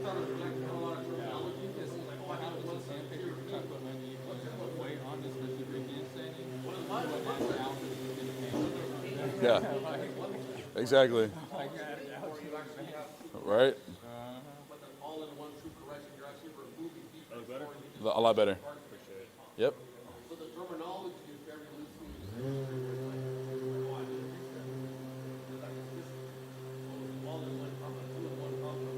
So you can see from his first cut to his first cut, there's already been a difference. So that's the way you gotta change the sandpaper. These are all blocked. We gotta change the sandpaper. So you see his first cut, how quickly it all produced and how consistent it was, and now it's starting to get a little bit more smoother. It takes a lot more out. Yep, absolutely. So let me get you some more 2,500 and. Oh, that's 2,000, I think. Yeah, it's green.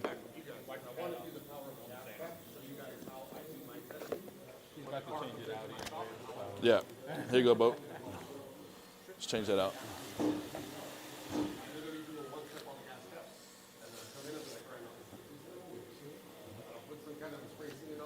Once you're done with sandpaper, you can't reuse it. You just gotta throw it away. So.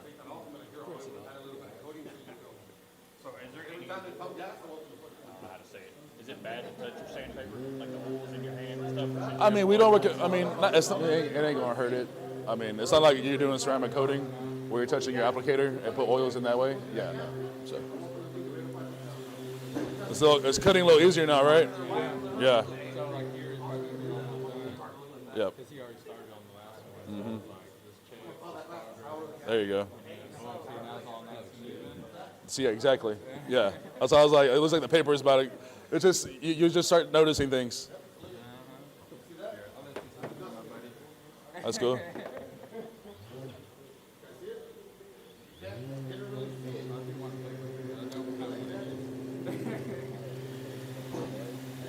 Push down. There you go. You're a little up. I'm gonna push you. No, go ahead. Push down. Pick it up your hand. There you go. Now you're flat.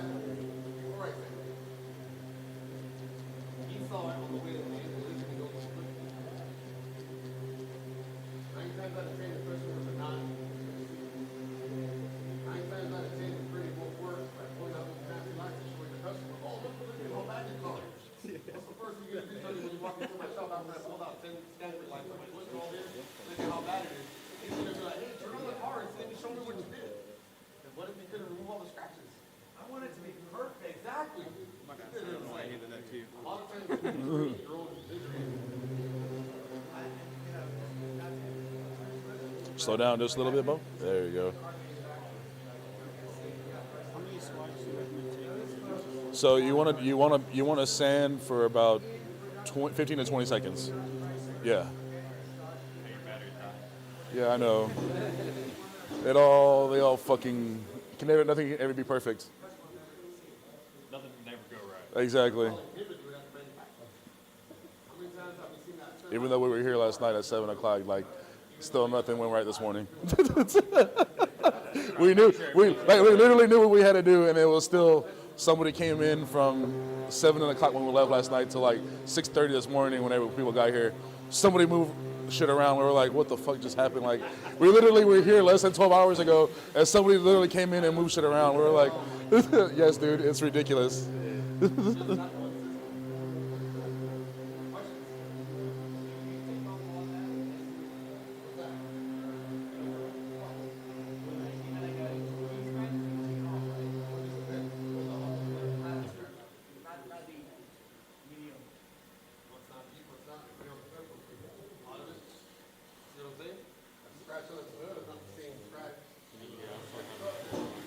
So the edges are hard. Edges are hard because you don't want to hit this edge and scratch this side. So we can do two things. We can either go to a 3-inch or we can do it by hand. Whatever you want to do. By hand?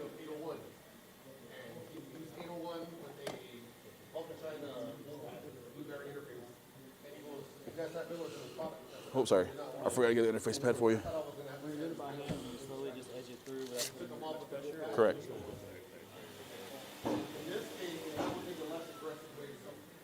Got one more up. You gotta get some.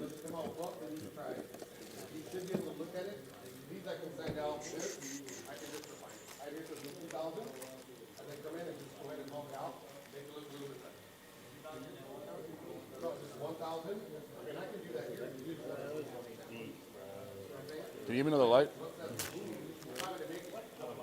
Another battery? Yeah.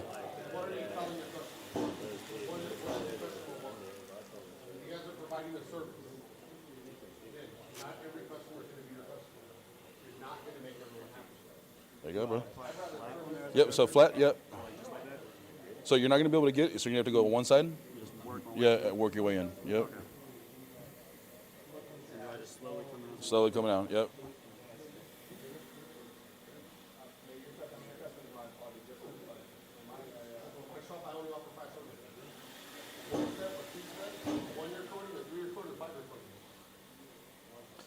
Yep. There you go. So that makes sense now, right? So you're still not applying a lot of pressure. You're just guiding it. Yep. So I mean, like I say, you could also do the 1-inch. You know, you could go 1-inch if you really want to go real fine. That's why they make different sizes. So I mean, I can't put a 6-inch sander right here. It's not gonna fit, right? So that's why I gotta go my 3-inch and go that way.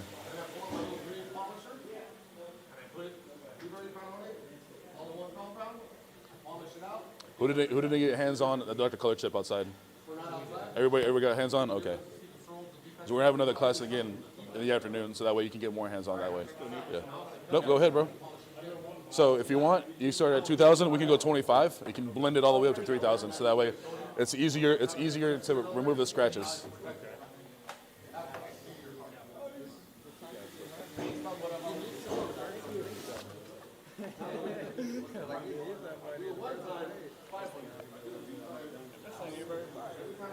So yeah, we just gotta change the brightness on the left. Yep.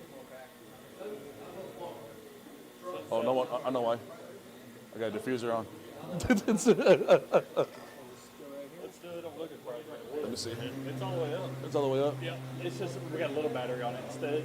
We didn't have Oh, big okay. batteries. So that probably why. Long-term protection. You want an entry level, which is a 1 year, 3 year, or 5 year. You get a 3 year or 5 year. 1 year, I'm just gonna do the 1 year. All about the price of the lumping and all. Got all the polished batteries over there. Yeah, it's. So you know how you went to 25 right here? You have to go over the edges, because you want to blend the edges that you went, all around here. You're gonna have to go over them. You're gonna have to overlap, yeah. And then whenever you go to 3,000, you go over those edges too. You know what I mean? Because you want it's kind of like you're getting a fade, So you gotta work your way with 1, 2, 3, 4. This is exactly what you're doing. Yep. You can absolutely burn a paint with a sander though. Well, that's good. Yeah. I mean, you have a consistent scratch.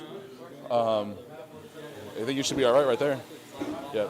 You want to do 25 on yours, or you did it already? 2,500, yeah.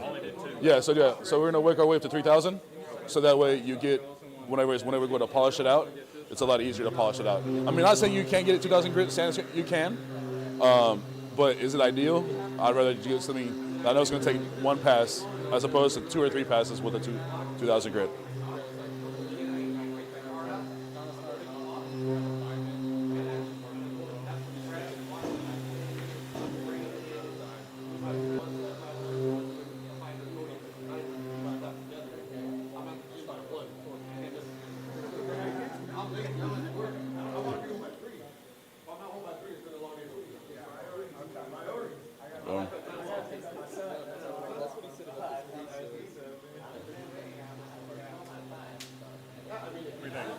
That looks good? I was trying to burn it up there, but I didn't. I ain't mad at it. It's going to take a while. I couldn't get it to burn it. It's going to take a while, like I said.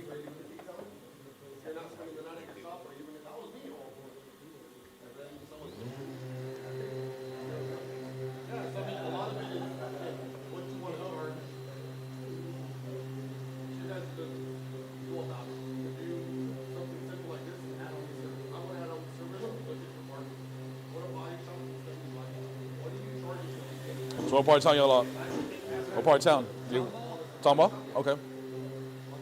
Montgomery? Don't even ask me that question. I'm in this joke like every month. I know you are. That's what I was saying. What part? Angleton? Yeah. So yeah, it's bro. I mean, we got the guy in the blue hats from El Paso. The guy he's talking to is from Mississippi. Go for it. So I mean, yeah. I thought I drove far. These guys are from El Paso. So. I just don't like coming to Houston. I'm trying to stay out of it. I ain't mad at it. Around it. I don't blame y'all at all. I think you better only change the paper, bro. Yeah, we went to that. It's about that time. They had a damn concert at the car wash room company. Uh-huh. Oh my god. So that's like, so I live on 290. I live in Cypress, so. Yeah. Yeah, bro. Yeah, bro. I gotta drive here every day. Sometimes it takes me an hour. Sometimes it's an hour and 20. Sometimes it's a good day. I'm 45. Like on Saturday mornings, I can get here in 25 minutes with no traffic. Yeah. But in the mornings, you can yeah. get here. It's in the evening. Oh, evenings is worse. Yeah. Well, bro, I mean, I work till 6:30 for that reason. So that way, I'd rather make money, keep selling, as opposed to waiting in traffic for an hour and a half. I'd rather a 45-minute drive home. Yeah, that's the way I look at it. Now, not everybody looks like said that way. We're at 2,500. 2,500 now. That looks good, bro. Oh yeah. Here, just change towels. That's holding all the dust already. And how would you work the crease? Would you do it with the hand again with the Hand. sharper? Yep, just the hand. Yep.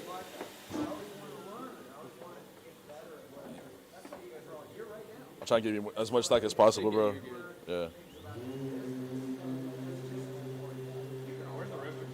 So you go out this door, straight to that other door on your right hand side. Yep.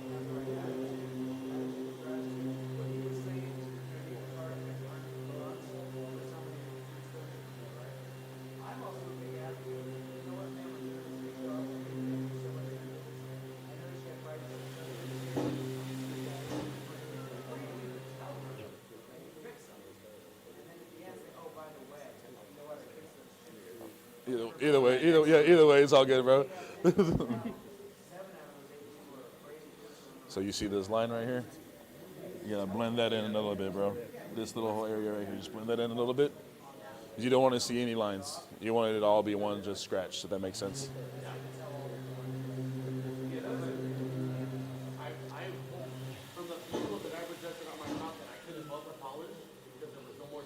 Maybe go side to side, just to blend it in that way.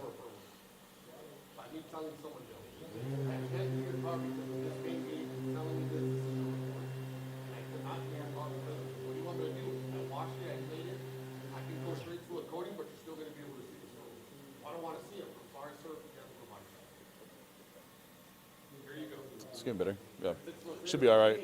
Because we're gonna go with 3,000 next, so it'll blend those in. So.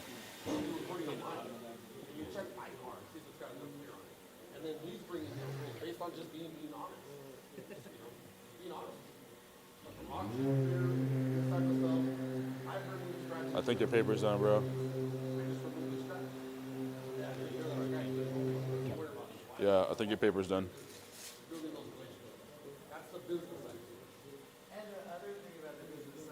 How do you realize the paper is about ready to be neat? So you can see the cuts; they're not consistent, like they were in the very like. I don't know if you watched or yours since you had the first one. His scratches were completely quicker. Your scratches, whenever we or did I switch when I gave to you, right? Yeah. His passes took 20 seconds, not even. So that's all it is.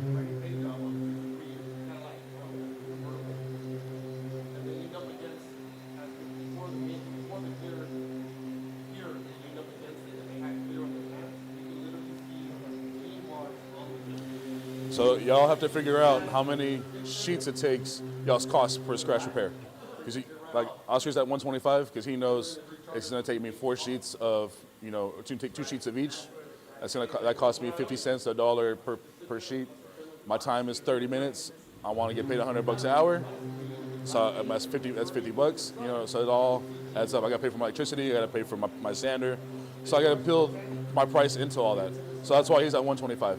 Now, if you find out that you can spend $100 on less than on the buffer, then you can charge a little bit less. You know what I mean? But you want to make sure that you're getting your money back on every time you pull out a machine. It's just the way it is. If I pull out a machine, I know I'm going to be at least $150 an hour, just because it's what it is. Yeah, I mean, I don't want to make less money. You don't want to make less money. Sometimes, like he says, sometimes the customer's not going to work out for you. You're not going to agree with every single customer where the price is accordingly. Now, if you have room to be like, all right, I can make $125 an hour. I know it's only going to take me 20 minutes to do, as opposed to an hour. Then you're willing to, you can work your way that way. But yeah, you want to be. Me personally, I want to be anywhere from 150 to 2. No pads yet. We're not any buffing yet. They're gonna fix the scratch with Dr.ColorChip like he did. All the pads are going to be in the bin then. Yeah. Yeah, you look good right there, bro. So now we're going to go 3,000, guys. Here, you keep it yourself so that way. We'll just rotate it back that way. Look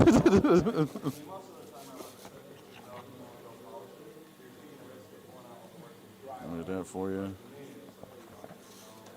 There's another sheet. Does this work the same way? Yes, sir.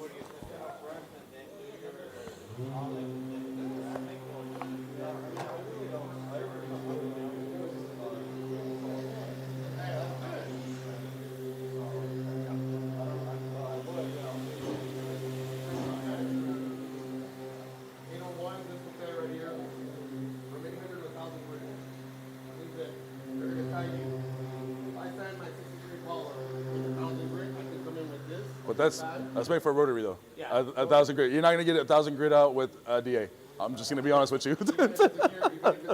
Even if it's gear driven, yeah. Not gonna get them. But again, the compound makes a lot of difference. So the compound gets a lot. You have 2,000? You want 2,000? You want round? Yeah, that one's all nice and even. I got 25 right here if you want. If you want to tell him there's 25 and 3 if he wants to go up real quick. And that's why you're able to finish in like 20 seconds right there, because it's a fresh piece of sandwich. So if you want, I just say recommend going there right here, and then you'll do this side separately. If that makes sense. Instead of going overlapping like that, just work to the crease, and then we'll switch sides. Yeah, there we go.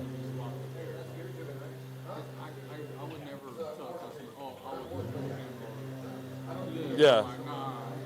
Because like at the end of the day, I'm here to preserve the clear coat as much As much as possible. Yeah. because later down the road you're going to have to Eventually, yeah. Especially if they keep it. Most people keep their cars 5 to 8 years. So anytime you offer a coating, you know, you guarantee it yourself. Ours comes with a 2-year warranty for used cars, no matter what. We do have a 5-year warranty that we sell through new dealerships, like through new car dealerships. But for you can guarantee it for 5 years, no matter what, as long as every 3 months you come in, you booster wash with a ceramic wash or a ceramic spray sealant. We even have a CBP, which is a complete body protection. You put it on with a foam cannon, you just let the foam dissipate, you rinse it off, and you got a year of protection on that way. So I mean, there's different ways to get money on protections, on coatings. Just change your pad, bro. I'll change the paper. Those pads, would you be able to clean them off with like an air nozzle? The papers? So yes, you can. We highly recommend doing it that way, but the paper will not be reusable like a pad would be. Yeah, once the sand is done, it's done. Hey, Dan, I can't get this air to work over here. I did. Yeah.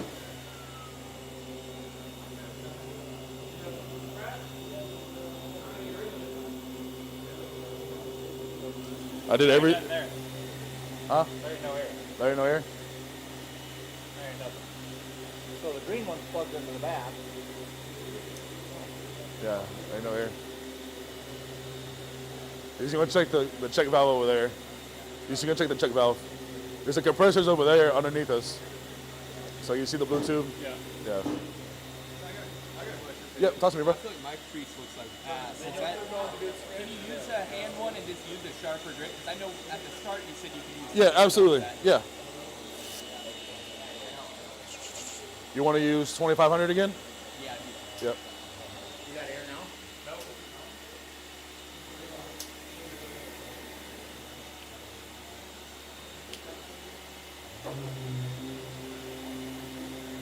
You ain't got nothing.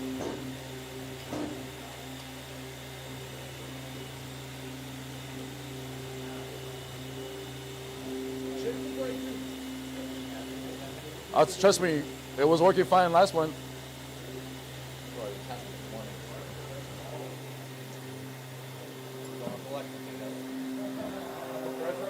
That's why I have. I mean, that's why I have. Well, the compressor runs a whole bunch of stuff. It runs all the pictures down here. So if it wasn't done, we'd be hearing about a lot of different, you know, 1,000 waves a minute down there. And that's all. One more time. Can I see the hand? The hand. Oh, I'm so sorry, bro. My bad, dude. I pulled it away from you. I meant to hand it to you. My fault, man.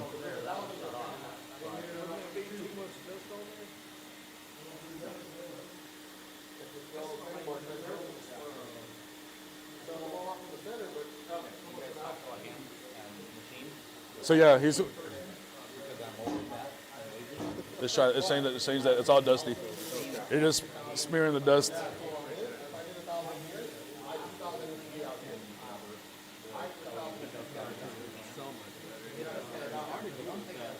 No, absolutely, man. That's yeah. Creases and points are going to be your most difficult pieces to do whenever you're sanding. Is that what you normally do then? Is go by hand then to get those points? Absolutely. Even with the 1-inch sander, it's just I still just do it by hand.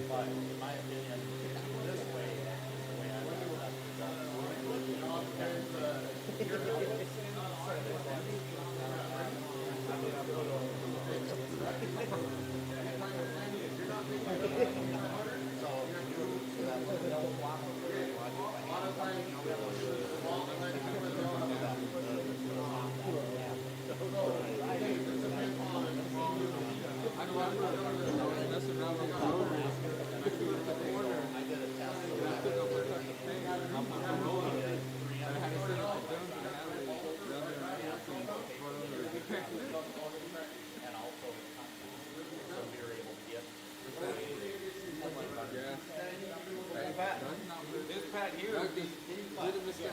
Steve. Nice. Hold on, bro. Hold on, bro. No, up and down, or side to side. But change the paper.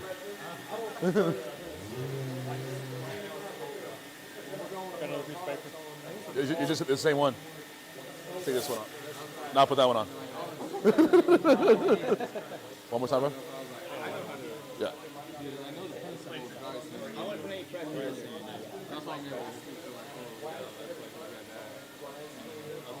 A little bit slower. There we go.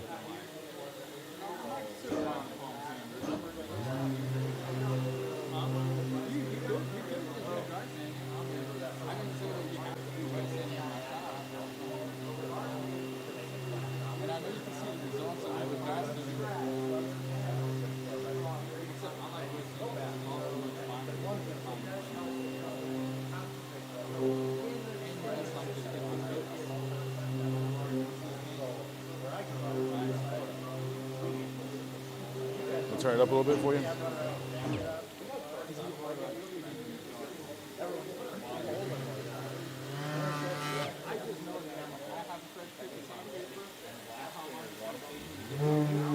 There we go.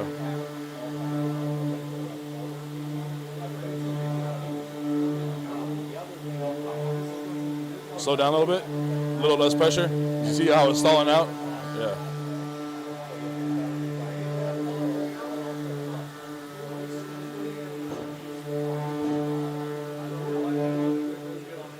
What time are we done?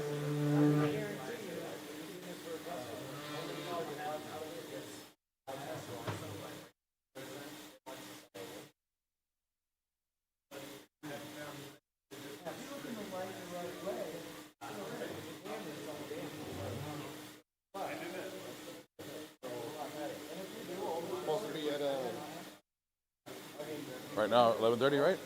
Or 12? 12. Okay, cool. Yeah. We still got. They're still doing hands-on. This is the quickest way. You see how they're still all doing hands-on still. But now they're doing the pin demonstration though. If you want to watch these guys, they're doing a scratch repair with a pin. I'll turn this off. I want to see what burn paint looks like. I'm gonna try and burn the paint. That's cool. I just turned it off for you. My bad. Vacuum ain't doing it. We can hook it up. Well, I mean, I can hook it up. Yeah, don't bother me. I don't care about getting dirty.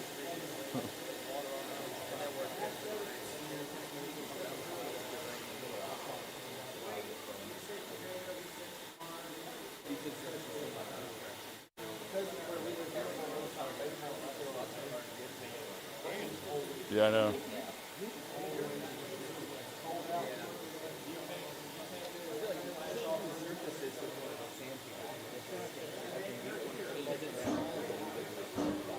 Ain't no joke, look. No, I know it ain't. I want to make sure it sucks all of it out. There we go. There we go. And then Just close it up. Yep, close that up. Don't worry about it. All right. Oh, you want to burn paint? Let me get you something. Let me get you something aggressive then.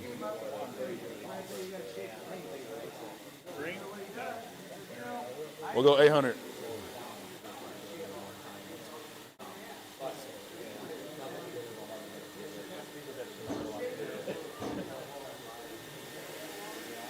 it's still turned all the way up. Yep. Oh, it's gonna burn the shit out of it. Yep. It ain't gonna take long either. Well, don't put. You gotta put no pressure on it. Yeah, just don't put no pressure on it and let it work.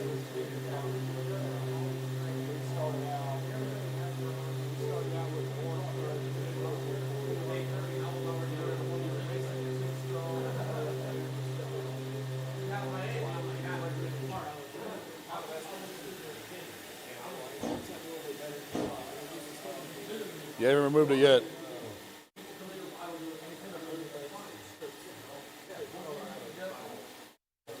So this really ain't gonna burn it, it's just gonna remove it. We can burn it with that machine.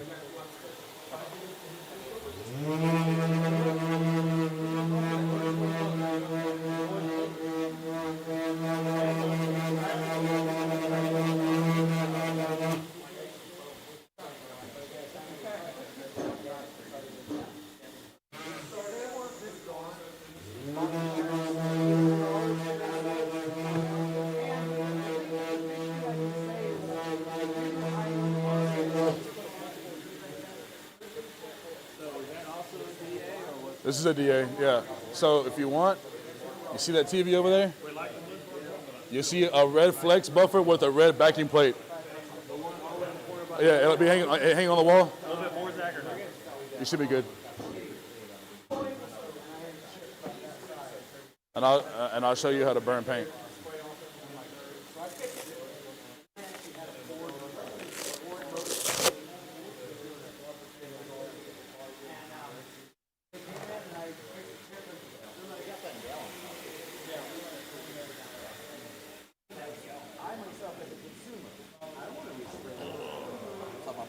I need a battery, flex battery.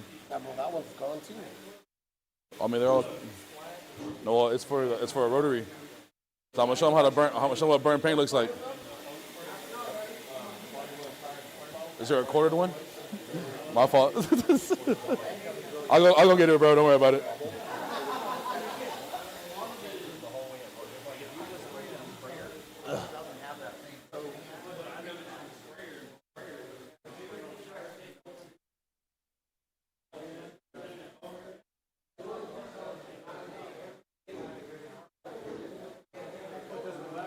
Yeah, we're good, bro.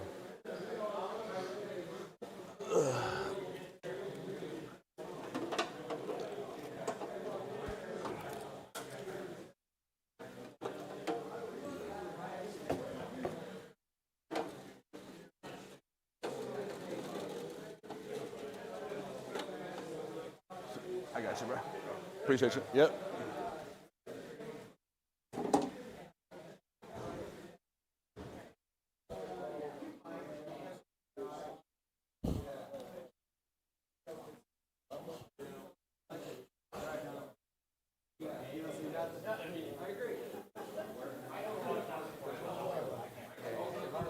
Stop cussing so much.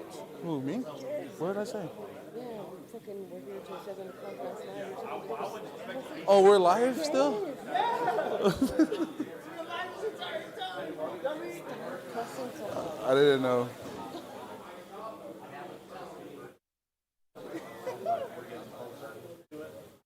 Thanks. You're welcome. Excuse me, bro. Uh-huh.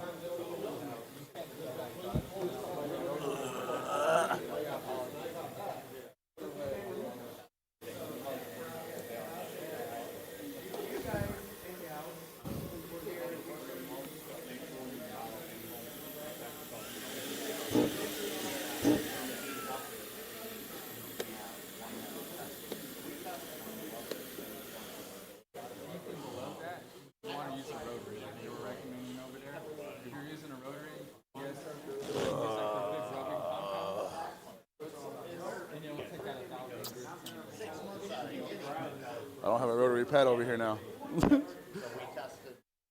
One more second.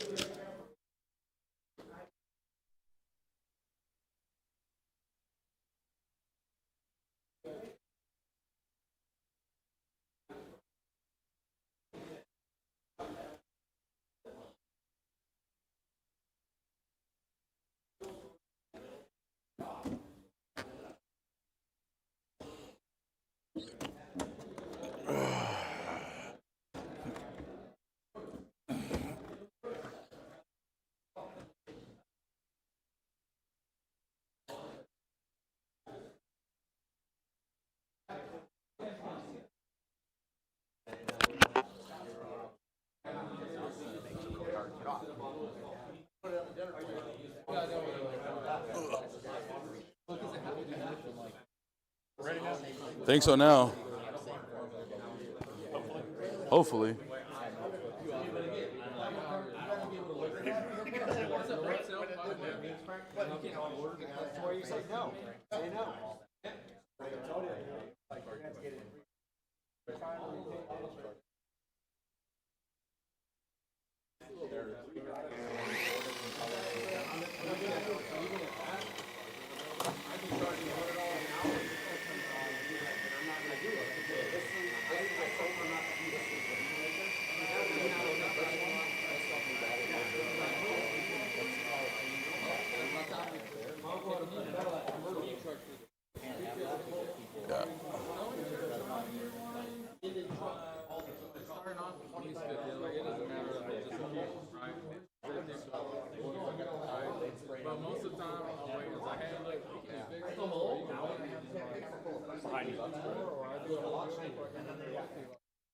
I gotta watch him. He always runs Yeah. That's why I was like, yep. I was like, where the fuck did I put it? His ADHD is terrible. Oh, absolutely.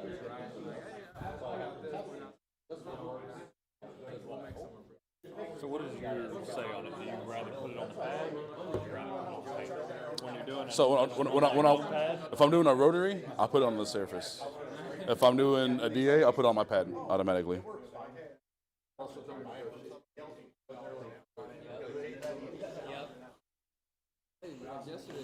all I have to do is Yeah. but I use it for Yeah, so it means the same exact thing.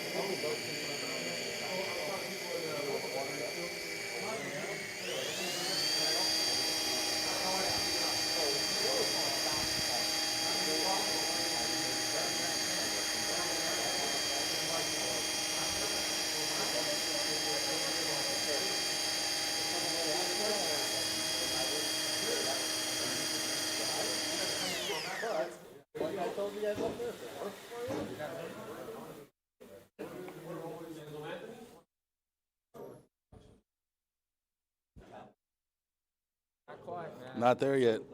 Almost. But you can see how well it remove all those scratches though.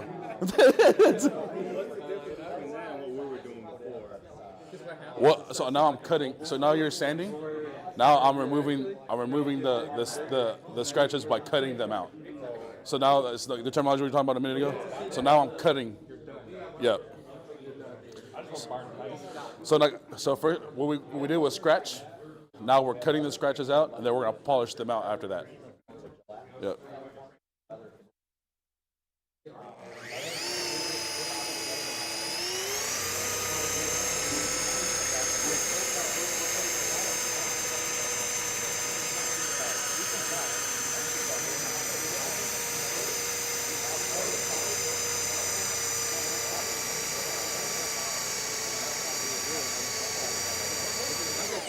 You can smell it. You can smell it. Yep, that's it. Burnt paint. That's a burnt paint. You can feel that. Feel it. It's hot. Yeah.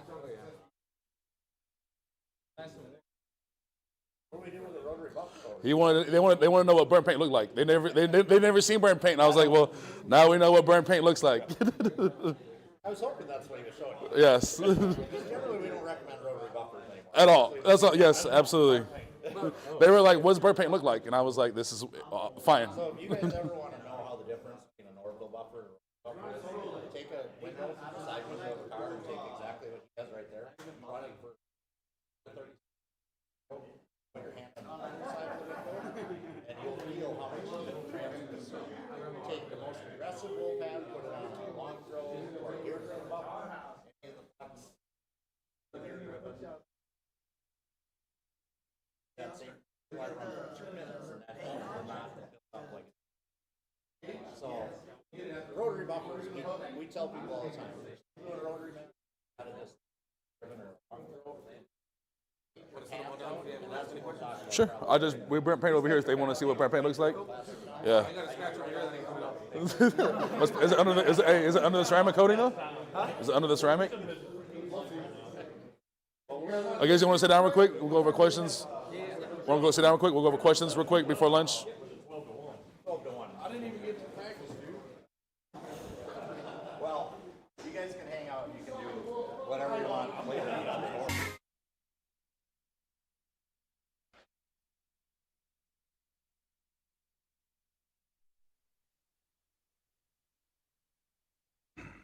We up, Luis? Welcome back, guys, from lunch. Thank y'all again for coming back. We're gonna go over paint correction now. When we Paint sanded, correction. Yeah, buffing and polishing. buffing and polishing, Yep. just the paint correction part of the process. Okay, so we got the sanding part down. Any questions about the sanding? No? All right. And this one, we're going to get a little bit more in depth as far as you guys to be able to identify. So we actually have some pictures on these slides to be able to help you out. Again, this is going up, same thing, leveling it out. You're not sanding, but the buffing and polishing. So again, same picture, but this picture up here to the left, my right on this screen just kind of shows you single stage paints. When the paint gets foggy like that, you could polish that out to make it look the opposite. All right. So you could fix something like that. That's on the single stage. Felt we got to put it up here.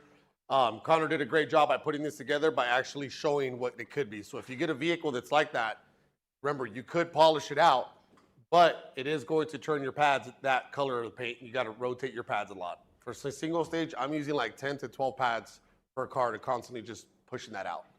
I got to be able to rotate those pads, blow them out and whatnot. But again, that paint will get stuck on there. And then we'll touch again a little bit on the paint gauge, the importance of the paint gauge.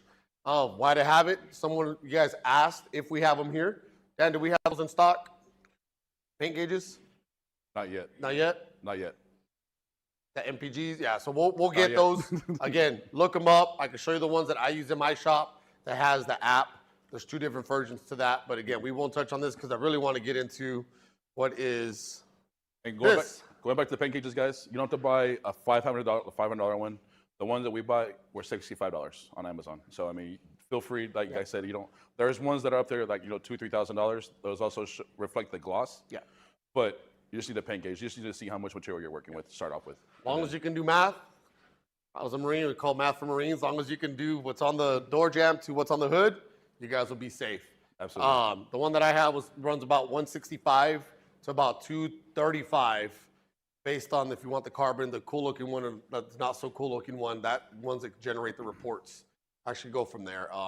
But here's something that we're going over again, scratches. Something on the red one is, how to tell the difference. How could they be removed? We talked a little bit about sanding. I put a pretty deep scratch on that one over there. Zach's telling me it's on top of the coating. Hopefully it is. We'll be able to sand that thing bad boy down without burning it. And then again, the most important thing for you guys is how much should we charge? But that one on that red paint, that's gone. I can just look at that right there. Ain't no coming back from that one. That's ex-girlfriend, ex-boyfriend. We don't judge here, judge-free zone. We'll say nothing because she's here, but don't ever get her mad because that could be your car. So we'll leave it at that. So again, you got to be able to look at this and actually be able to communicate with your customer. Can I remove this and can I not? Don't try to be the hero and say, yes, I can take that scratch out, and then you can't, and then you're going to lose a client, you're going to lose time, you're going to lose money.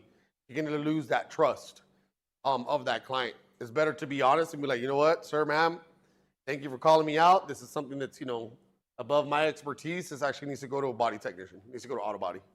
This needs to get repainted. Like, well, no, you took scratches and strolls out of my friend's car. Yeah, but this is key. That's pretty deep. Once you can see the primer, you break through that paint, that clear. Again, there's no coming back from that. Swirl marks. We all know what this is, right? We all seen swirls. If you were in my group over here on the sanding, I was telling them, when you pull out your fancy lights and you start showing your clients that stuff, what do you think your client wants to see when they come back? They want to be able to pull out that fancy light and you to show them. If you can't remove that, you don't know what you're doing. Or you leave a car looking like this, because this is actually, that has some rotary marks on it. That top part up there, those are all holograms from the rotary. Nice artist we have there that did that. That can get polished out though. That's probably their first step, They can come in and polish that out with the black pad and polish and knock all that out. But again, it's being able to look at this and identifying what is it. Me as a detailer, if this comes into my shop, that's got someone else's signature on it. Someone else has already buffed that. But what does that mean when someone's already buffed it? What does that do to the clear coat? It's bringing it down. I don't know how long that was left on there. I don't know how many times they hit it with the rotary. So again, I'm telling my client automatically, who polished this car out? Well, took it to the gas station, had a couple scratches. All right, first thing I'm doing is grab my paint gauge. Before we even start talking prices, I'm gonna start measuring right in front of my client. If those measurements are low, I'm sorry, I can't do nothing for your car. Well, what do you mean? There's not enough clear. I push it out. It's better to push it out than to take it and then burn the paint. All right, so we're good on that. This flake and clear coat, exposed base coat. This is what I was talking about. You can try to polish this out, it ain't gonna get any better. This is clear coat failure. At this point, it's gone. Who's seen this? I was talking with the El Paso guys. They were telling me that their cars in El Paso get so hot within a year and a half out of the factory, they're getting like this without any protection. There are rental cars at that. So our distributor in the back, his name is Virgil. He has a body shop. He does almost all the rental cars that are coming back. They repaint them because a year and a half they're looking like that. This is out of a factory. 0 miles on these cars. A year and a half, and that heat is just doing this to these cars. The paint from the manufacturers are becoming less and less. They're trying to maximize their profit. So what are they going to do? They're going to try and spray less stuff on there. So this is the issues that detailers come across now, more so than anything else, is less paint on vehicles. So always keep that paint gauge handy. So what you guys are seeing here on this one, that can be two things while one spot is doing more than the other. All right, and that's a perfect example of someone buffing that out, just that spot, and hit it faster than other. Because if only one spot of that hood or that trunk is fading out, the first question I'm asking is who's worked on that before? That's going to deteriorate faster than to the right or to the left. As you guys can see that brighter spot, right? Right up here. That right there tells me I've seen perfect squares. Perfect technique on the detailer side of the house. He did a great job, but now you got a car driving around with something like that in their car because they've diminished that whole clear coat on there. Again, when paint systems are not that thick, guys, you guys are going to see this afternoon when you're here again, when we go out there, look at the rock chips. Look at really how much paint is on there. Not a lot of paint, it's not a lot of clear. We're working with very little material on this stuff. So this comes to your shop or you go mobile and you see this, get away from it, just refer them. Still be the local hero, still be a good client, or still be a good business, and refer them out to a body shop. And explain to them why you can't fix this. Because again, all they know is they heard or they see your work on social media and they make things shiny. Well, I want that shiny. Can't get any shinier. If you polish this out here in the black paint, you're gonna make it look like that red paint. If you polish that on the red paint, you're gonna diminish it all out. All right, water spots. You wanna hit on this? You guys have hard water here in Texas? Not in Houston, not really hard water, but we have acid rain. We deal with acid rain more though, because all the manufacturing chemical plants are here. So all those fumes that go up, guys, that they're making all the oils and petroleum gas for our cars, those have to go somewhere. That's why you see a lot of burn off. You see a lot of the flames in the petroleum plants. Well, all those fumes still go into the air and cause an acid rain, which can etch your paint. So this is what a lot of the times is what you're going to see in Houston. More so acid rain than anywhere else in the country. Like in California, there's no manufacturing plants in California. But we have a lot of water spots. Our water is really, really hard. So if I wash something outside and I don't use our water and I wash it, it's going to start looking like that immediately. Like this one. Yep, right up there. And that's like within, I could dry, if I don't dry it, if I just wash it and let it sit, it's going to start doing that to the windows. It's going to start doing that to the plastics. So our water, we have a lot of stores that sell water. I got to go buy my water in a 65-gallon tank and put it in a 100-gallon tank in my shop. I like using water in Oscar's shop though too. And he is the only one in history that used 25 gallons in one car of water. I showed 6 different products, okay? I told him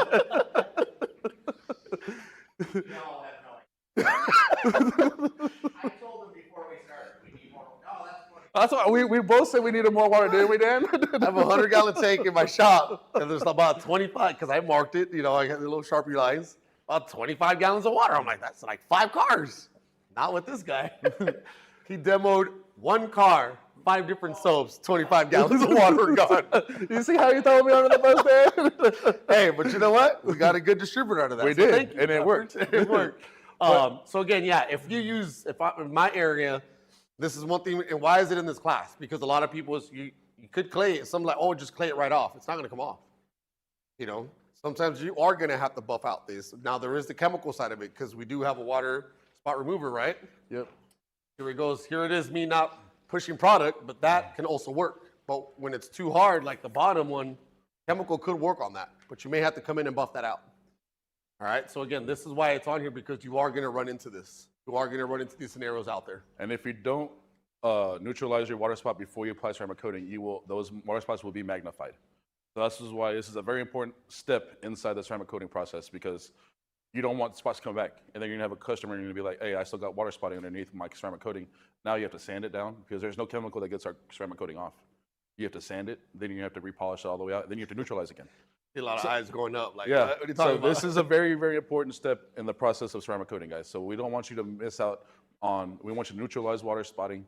So with water spotting, when we say neutralize, because all it is a chemical reaction on top of your paint. So if you were to get a microscope and see what a water spot is, it looks like a mini volcano. So an acid is the only thing that's going to neutralize that. So either our water spot remover, or even if you have really bad, like the bottom right, our chromium wire, which is a very strong acid, you're going to acid bath your vehicle. But we all know what happens with acid when you let it dry. It etches, so you can't let it dry on your car. So we recommend doing it by panels, as opposed to by doing just one quick bath. So we recommend doing it by panels. So You guys are lucky. You can do acid bath. In California, not allowed. at all. At all. Yeah. There's chemicals that you guys can get here that I cannot get in California. So what I'm stuck with is the VOC compliant version of that, which is not as strong, and then I'm buffing and I'm polishing. All right? He has to do more steps in California than we have to do here in Houston, or Texas, I should say. So lacquer checking. I like to call this crow's feet. Who's seen this where the paint's cracking? Looks like a crow just walked all over the car. And I was earlier I was telling Tom from Dr.ColorChip, Uncle brought in a car from Arizona, a Cadillac yellow. He told me he wanted me to fix it. I said, if you would have told me I had this, I would have saved you the trip. Because that's literally what it was. And honestly, the one here, this just looks like a polished version. If you polish that out, I've seen detailers trying to remove this with buffing and polishing. It's not gonna happen. Can't fix it. This is just paint failure across the board. See this in a lot of older cars, classic cars that haven't been repainted original paint. It starts to crack out. Some of the repaints, I've seen this, especially the pinpoints. You'll repaint it, you walk up, hit it with the sun a certain way as you're looking at it. There's all these little pinpoints all over it. That's all it is just, lacquer checking out. So something that you can't get off with buffing, but we put it on here because, again, if you come across this, you have to be able to identify it. Absolutely. Don't go out there charging X amount of dollars to buff and polish a car out, and you know it's not going to come out. They're not going to be happy with the results. Again, it's better off to say, hey, take this out to a body shop, refer them out. Again, you guys are probably thinking Oscar just keeps wanting me to push all this work out. I'm not trying to push the work out, it's just know what you can and cannot do, and that's why these slides are up here. Absolutely. All right, so prepping into right before you go into buffing and polishing. You want to cover this stuff? Absolutely. So I know you see who uses iron remover right now. Better be using it. Everybody uses iron remover? Okay, we want to make sure.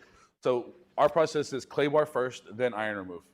Only reason why is because we figured we want to get majority of the contamination off with the clay bar, and then whatever fine metal particles are still left behind, the acid from the iron remover will eat it out, and it'll turn purple.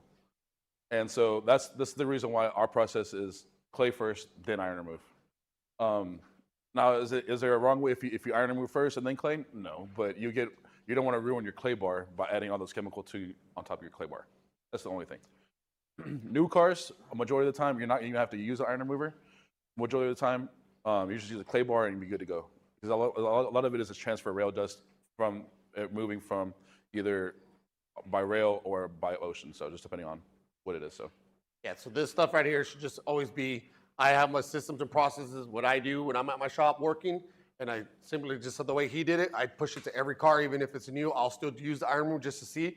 Sometimes you get no reaction, other times you'd be surprised. It really just depends on where that vehicle came from. Absolutely.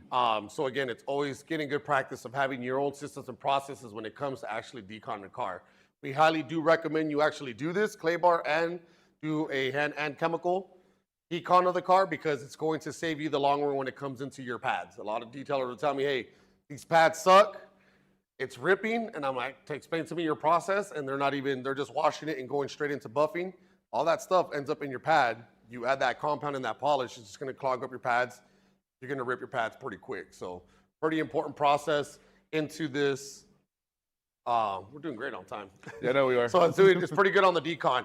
We're gonna cover a couple of the polishers that are up here. Things that you guys can use. Gear driven. I'm big on gear driven, rotary, and then you have the DAs, the free spins. Zach's gonna grab a few here. But again, different marks, as you guys can see off to my right, but on the screen, this is what we carry.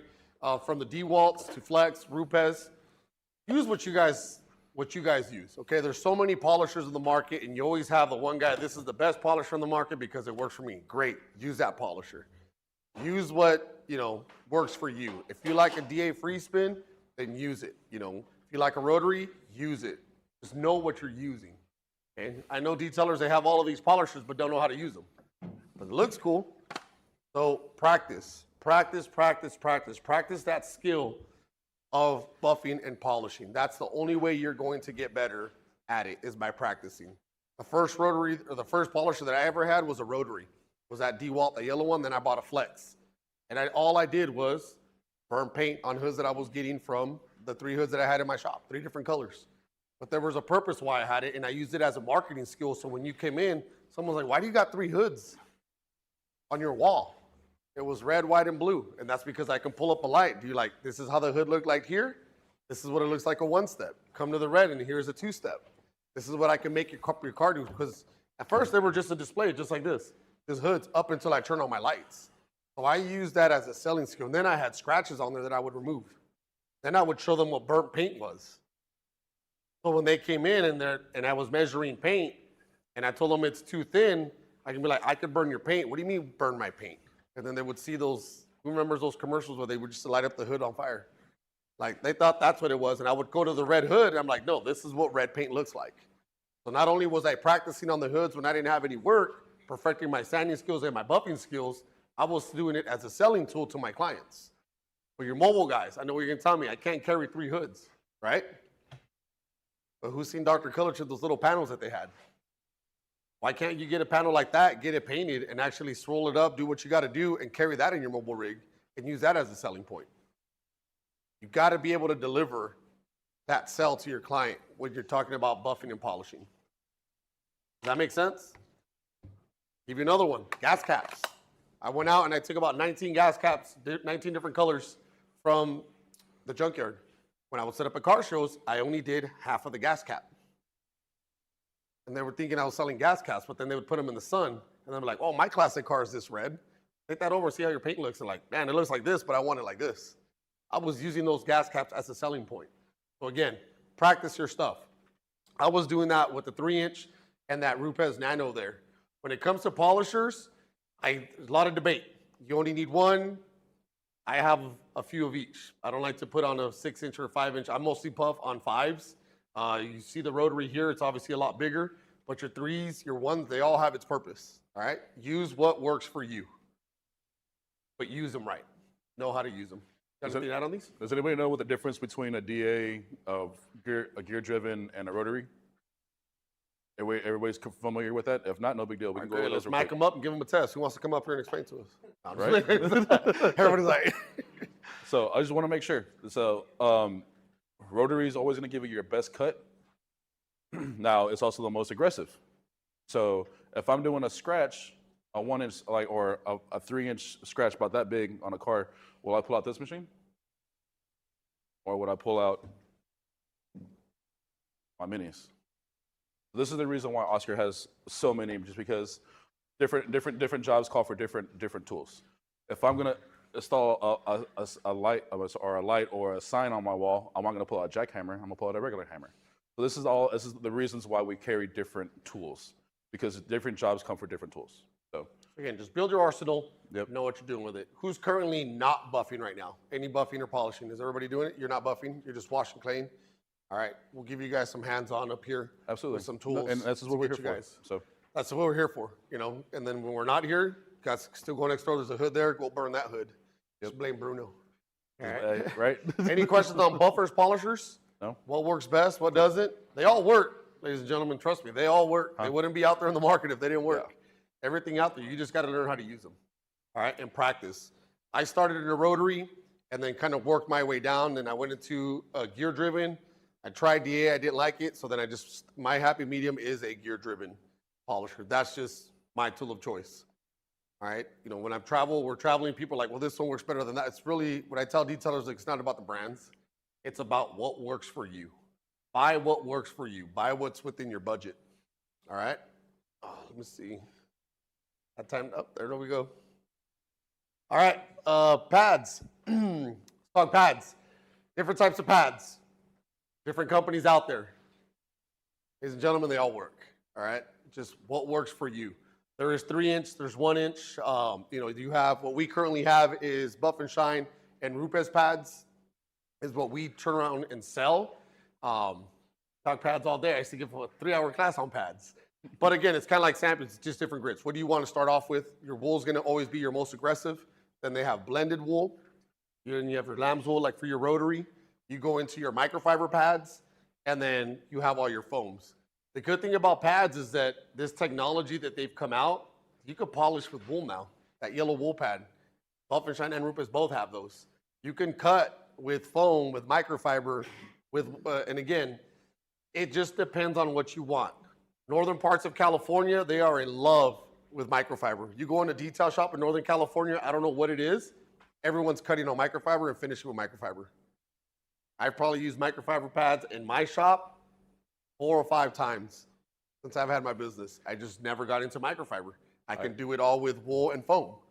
I like to test products. I like to test our compounds. I think I've sanded again at your trade show. I was testing out our compounds. I was sanding and removing sand marks with the maroon pad from Buff and Shine. I move my compounds and not move my pads. I get a more aggressive compound with the foam pad, and then I finish off. And people are like, well, that's wrong. Well, why? If I'm getting the same results, and if I can do 6 passes on 6 and lower that polisher down, I still got a foam pad on and finish it off. Is it right or wrong? I'm still getting the results, right? I like to play around with buffers. That's what I like to do. That's the key with detailers. We're results driven. Doesn't matter how you get the result. Now we're all about time though. Now it's what it comes down to. If your way, you can get it down, in 2 hours. Who am I to say my way is different if it takes the same amount of time? Yeah. So that's the good thing about detailers. We're all results driven. Again, if you were over here, I used to tell you, I was that one guy saying, if you're not detailing 7 days a week, are you even a detailer? I had that mentality. In my area, there's a guy that still says, I spent 17 hours buffing and polishing out this car. And I'm like, why? Why would you want to spend 17 hours on a car? I just don't get it. I can't. Because I'm going for results. If I can get the results in 4 hours, I'm not bragging on how much it took me to get it. I'm just going to get it faster. I'm trying to get the work done and move on. Yep. All right, so when you come into pads, just be careful with what you're checking, because the yellow pad with one company doesn't give you the same results as the yellow pad in the other. I wish that this would change and they would all be uniform. All be uniform across the board. That used to confuse me the most. When I would walk into a detail store and I had a wall full of pads, I didn't even know what to get. I didn't know what to do because I had no training. And I was just like, well, I think I'm going to get this one. I think I'm going to get that one. And if you didn't have a good crew back there selling you on stuff, or sometimes detailers are just too timid to even ask questions. And I got 2 distributors in here that could probably walk in and they just see detailers walk in, they don't know what to get. These guys will help you out if you ask, but sometimes I would walk in, I didn't want to ask questions. I would just walk out. You got to know what it is. Read the packages, all right? Because there is very aggressive foam, and then there's polishing foam. The other thing with pads is make sure that you have enough pads in your arsenal that's going to get you through a whole car. I personally like to use anywhere between 6 to 8 pads to cut a vehicle, and then 4 to 6 pads to polish a vehicle. That's what I do to polish my cars. But I'm not throwing those pads away. I was about to ask that question. Yeah. Are you throwing them away? Yeah. No. Okay, when I say that, people are like, you're crazy. Why would you get all those pads? Ladies and gentlemen, I have a wall locker as big as that full of pads. Because I'm grabbing those 6 pads that I'm going to cut with and put them in the water. I'm going to rinse them out at the end of the day, let them air dry. With my polishing pads, the same thing. You can use those pads the next day as long as they're dry. But I started building up my pad arsenal, so I wasn't that one guy that just has one cutting pad and one polishing pad in the back of their van. All right? Pads are like everything else. They deteriorate. If you don't take care of them, they're not going to work out. And I'll give you a perfect example. If I start buffing right here with this wool pad, and I got compound, and when you're buffing, you're removing clear coat. Believe it or not, you are. Put it in the sun, it comes out glare. By the time I get to that side of that panel, am I going to get the same results? Why? Because I built out, the pad's getting built out. If I could be blowing it out, but those pads get nice and hot. Who's ever had a foam pad that's nice and hard, like that coarse blue pad, and then you're polishing out a whole side of a car, by the time you're done, it's really, really soft. It's just wear and tear. It's naturally going to deteriorate. That's why every panel or every other panel, I'm switching out that pad, putting it in water, grabbing another one, putting it on. I never said it was a new pad, because I do recycle my pads. I do use them, but I have my sets of pads that I use per car. And that's how I put them in my wall locker. They're by 6s. I'm gonna cut, I'm gonna see what I'm gonna use, and then I'm gonna turn around and pull out those 6. This is what works for cutting. That's what works for polishing. Pull those out, put it in my cart, go to town on the car. So investing in the right pads is gonna save you a lot of time in the long run. Because again, you can get one pad, use it on 6 cars. It's gonna work on that first car. By the time it gets to that 6th car, it's already been deteriorated. Any questions on pads? And we got a bunch over there laid out, so we'll be able to test them out here on the hands-on. And to maintain them, guys, we do have a laundry detergent, and the pad, each area has a pad wash on there. So that's just great. All you gotta do is pour 2 ounces in your 5-gallon bucket or whatever container you're in, fill it with water, and just let them soak. Then you air dry them overnight. One thing I do is I fill up my bucket with this, and I have a spray bottle. Once I make my bucket of water diluted, I grab a 32-ounce bottle, I put it in there, I spray them, break it down, and then put them out in there. Let them soak. Rinse them out in my deep sink. Mine's got a little bit of pressure hose on there, and then just take it all out, clean them out, wring them out, put them outside, or put them on my bench, the air dry overnight. All right. Last thing we're gonna go over before we get actually our hands on, which we're doing perfect on this time, is compounds. All right. Want to touch on compounds or? Sure. Compounds, polishes. There's a lot. All right. We have a lot. Almost every black bottle up there on that thing is a lot of compounds. Yeah, if you see a black bottle from us, it's either a polish or a compound. You may have like a trimmer store, but for the most part, it's going to be our compounds. So we have a Body Shop Safe line, our 800 all the way to 806. Sorry, our 815 now. I forgot. We just added a fine polish, and then we have other polishes and compounds that are silicones and fillers to not really get rid of all the scratches, but to mask them and hide them a little easier. Question real quick. Who knows what Body Shop Safe means? That is Body Shop Safe. No silicone, but what does silicone do? Who was on the hood over here when I use that term? It's going to mask it. It's going to cover it up. I could put something on that hood with a polisher and a black pad that's going to make that hood look like glass. Pretty much a makeup that's going to go over all the defects. And then you have the Body Shop Safe that's actually going to correct and remove the scratches. Does that make sense? So you guys also got to be looking at what you're doing, especially when it comes to ceramic coating. Yep. You want to be able to have a true correction before you ceramic coat. Don't put nothing on there that's you're just going to mask it and then coat over it, because eventually that's going to deteriorate underneath it, and then your scratches are going to come back up. Absolutely. So like what Oscar said earlier, we do on one step. Do you want to do a full-on paint correction? So if a person just wants a simple shine, then you wouldn't pull out a Body Shop Safe, because that's going to remove and get rid of stuff. I would go with a diamond shine that's going to give a nice shine, and it's going to fill in all those scratches and mask them. So there's different reasons why we have all these different compounds, because there's certain things you're going to want to do. Some people don't want to pay for the paint correction to get the scratch removal. Okay, fine. Well, I can just do a one step and make it nice and shiny for you. So there's different things for you to still get that sale and get that money coming into you, no matter what, even if it's not a full-on paint correction.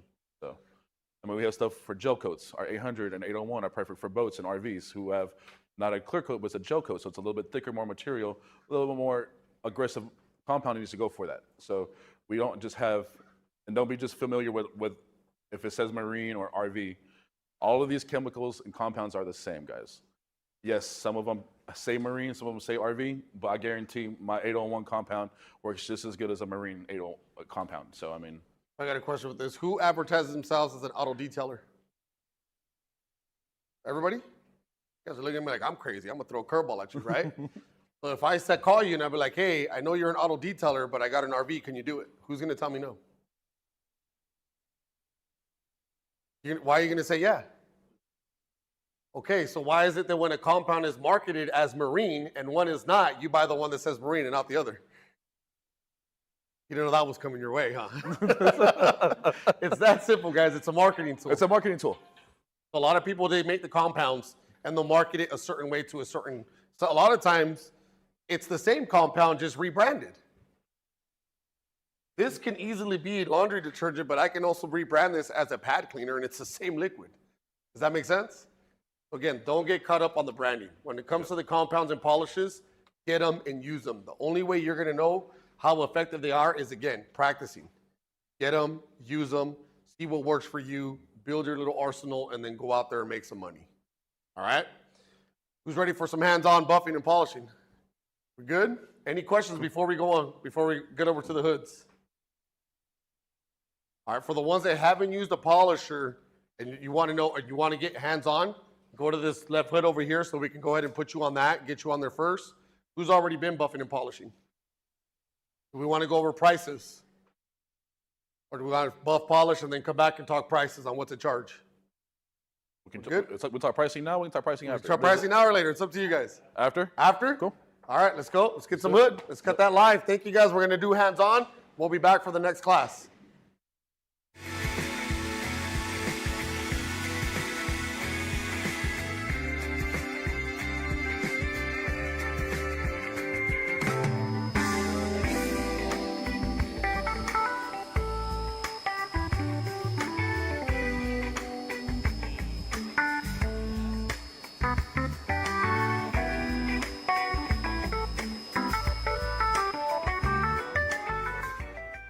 Oh, okay.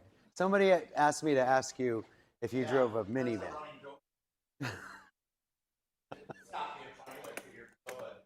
I don't really know what it. I don't know who said it.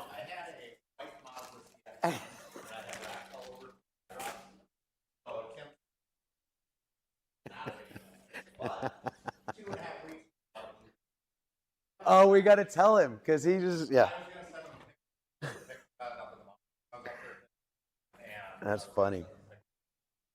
You want me? I'm going to go over there fairly quickly. Yeah. So. You guys don't have to hang out here with us if you want to go next door and actually do productive things. Yeah. Zach will be over there. Did you guys? Were you guys here this morning? No, I got. You got here late. Okay. You were here this morning. If you want to hang out here, that's fine. I can talk. I'm gonna basically say the same thing that I said this morning, which is fine. You guys were here this morning as well. Okay. Oh, okay. So if you What- guys want to move up here, Yeah, you can come see on a up lot here. better. Yeah, you'll see better. We'll do a quick. I'll do a quick demo, and then we're gonna go over there. I'll talk to y'all, but I want This Adam one to go here, over there. There's demos up here, so it might be better to get up Yeah. in this area here. Where did I put And that then panel? you guys can go next door and put hands on over there. Oh, yeah, You guys here it were is. the 4 guys that 5 guys. So you want me to hear? Yeah. You guys got here late. Okay. You know what? That works out well. Just for a quick second, Okay. and then I'll send you. Okay. Okay.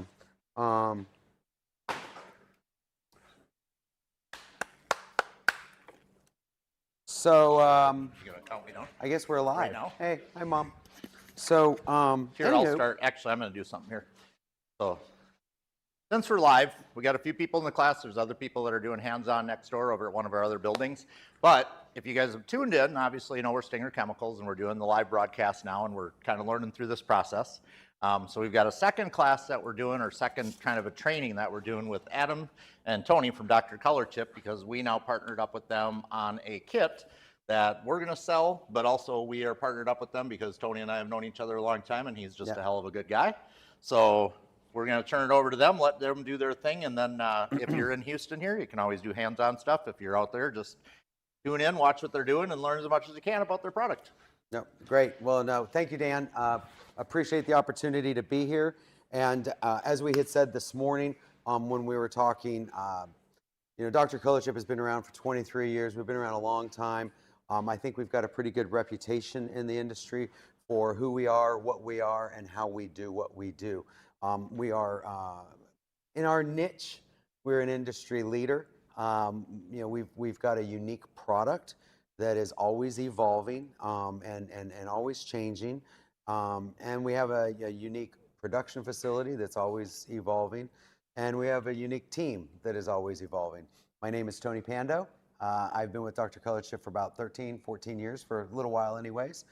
This is Adam Curbs. He is a commercial user of the Dr.ColorChip product. He's based out of Salt Lake City. So both of us have flown in here to see you guys and gals. And so we're grateful to be here. We're grateful for Dan and the Stinger Chemical Company to partner with us. And what we've done is we've developed a couple of our commercial systems unique to Stinger. And basically what they are is it's our paint and our blending solution. And that's the premise. That's, you know, for us, that's who we are. You know, our paint and our blending solution are unique in how they work. But when you add to that the products that Stinger, and they've got a wide range of products, when you add to that the power of Stinger Chemicals and what they offer, we can offer you a commercial system even more so than just Dr.ColorChip, because our product is great for chips and scratches and things like that. Of course, that's a given. We all know that. Product works well. But when you're a detailer, or when you're new in the industry, or when well, heck, even somebody who's been around for a long time, the thing of it is you really want to make yourself better. At least that's what I want. I always want to learn. I always want to evolve. And the gist of it is the folks at Stinger, I mean, heck, look around. They've got a whole lot of different stuff. And so, we have commercial systems that will have unique Stinger items in those systems to make you a more well-rounded chip and scratch repair professional. So that's what's exciting about this unique relationship. Adam, comes from Salt Lake City. He uses this product in the field, and we're really proud of him and what he's doing, being such a young fellow. He's got employees in Utah and Arizona. He's soon going to be expanding down to Palm Beach, Florida, having technicians in the field in his world. He is not a strict detailer per se. Everybody here is detailers? Do detail? Yeah. So Adam has started in detail and still does a little bit of detail. But his main focus now has evolved into chip repair business, right? Yeah. And you service dealerships. And Yeah. But you'll do a little bit of retail customer work. Yeah, I mean, if they're friends or or one of the employees at the dealership, because every week I have one of the employees ask me, "Hey, can you do my car?" But yeah, that's about it. Yeah, and so I mean, he's evolved a little bit out of just detailing per se, but in terms of the uses of this system, you can use it in detail, because I don't know if you detail 10 cars this week, all right, out of those 10 cars, how many of those cars have chips and scratches?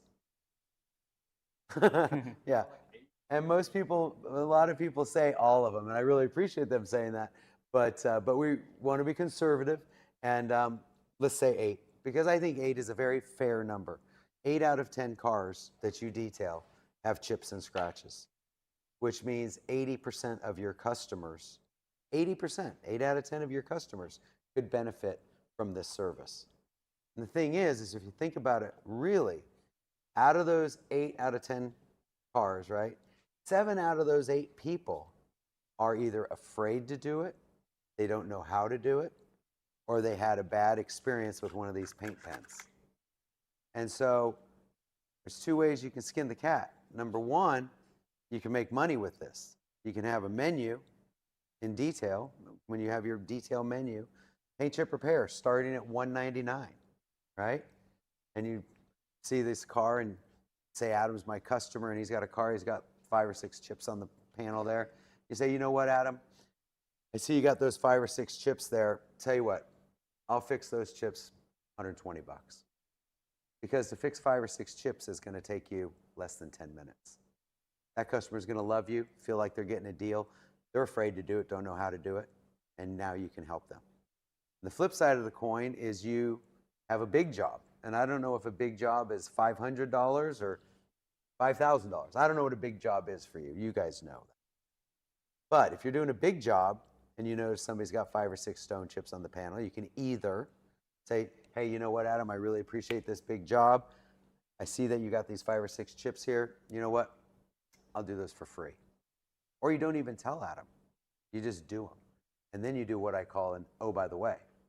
Oh, by the way, you know what? I fixed those chips for you. Oh my God, they love you. So, at the end of the day, there's a lot of ways to skin the cat as a detailer to make money with this. But I wanted you all to meet Adam. He's going to run over because there was probably 30 people in here this morning. We've got a half a dozen or so right now. So I want to spend a few more minutes with you all. But he's going to get over there and go help those folks do that. Okay? Yeah, I'll grab. All right. I'll grab a few things before I leave. Yeah. If you're not gonna use. Nope. You take what you need. You got everything. But anyway, so we've been around for a long time, and you get cars that you're going to detail, and you see the little chips on them? Yeah. Okay. So these cars, they get all these little stone chips, and it's like, how do you fix them? And I like to say to folks, especially detailers, you know, I'm sure you are great at making a car shine, making a car smell good. You're probably pretty good at that. But for you as a detailer, if you get introspective and you think about it, when you're done with that car and that customer's happy and it's shiny and clean and smelling good, and then you, not the customer, you see 3 or 4 stone chips on that panel. Is that detail done? Is that detail really complete? Yes or no? I don't know. I won't make you answer it. However, the other challenge is what happens? You're detailing somebody's car. I think you, Mr. Washington, right? Mr. Washington said, I think you said this to me. You know, you get people that come up to you and you're detailing their car, you're going to detail their car, and what do they say? Oh, can you fix those chips for me too? You get that, right? Have you ever had somebody ask you that? I'm sure, right? Everybody has. And the thing is then, what do you say to them? You're thinking in your head. Now tell me if I'm wrong, please. You're thinking in your head, oh, God, I don't want to do that.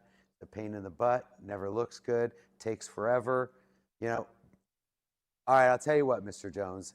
If you go get that paint, I'll do it for you. Is that kind of, am I on the right track?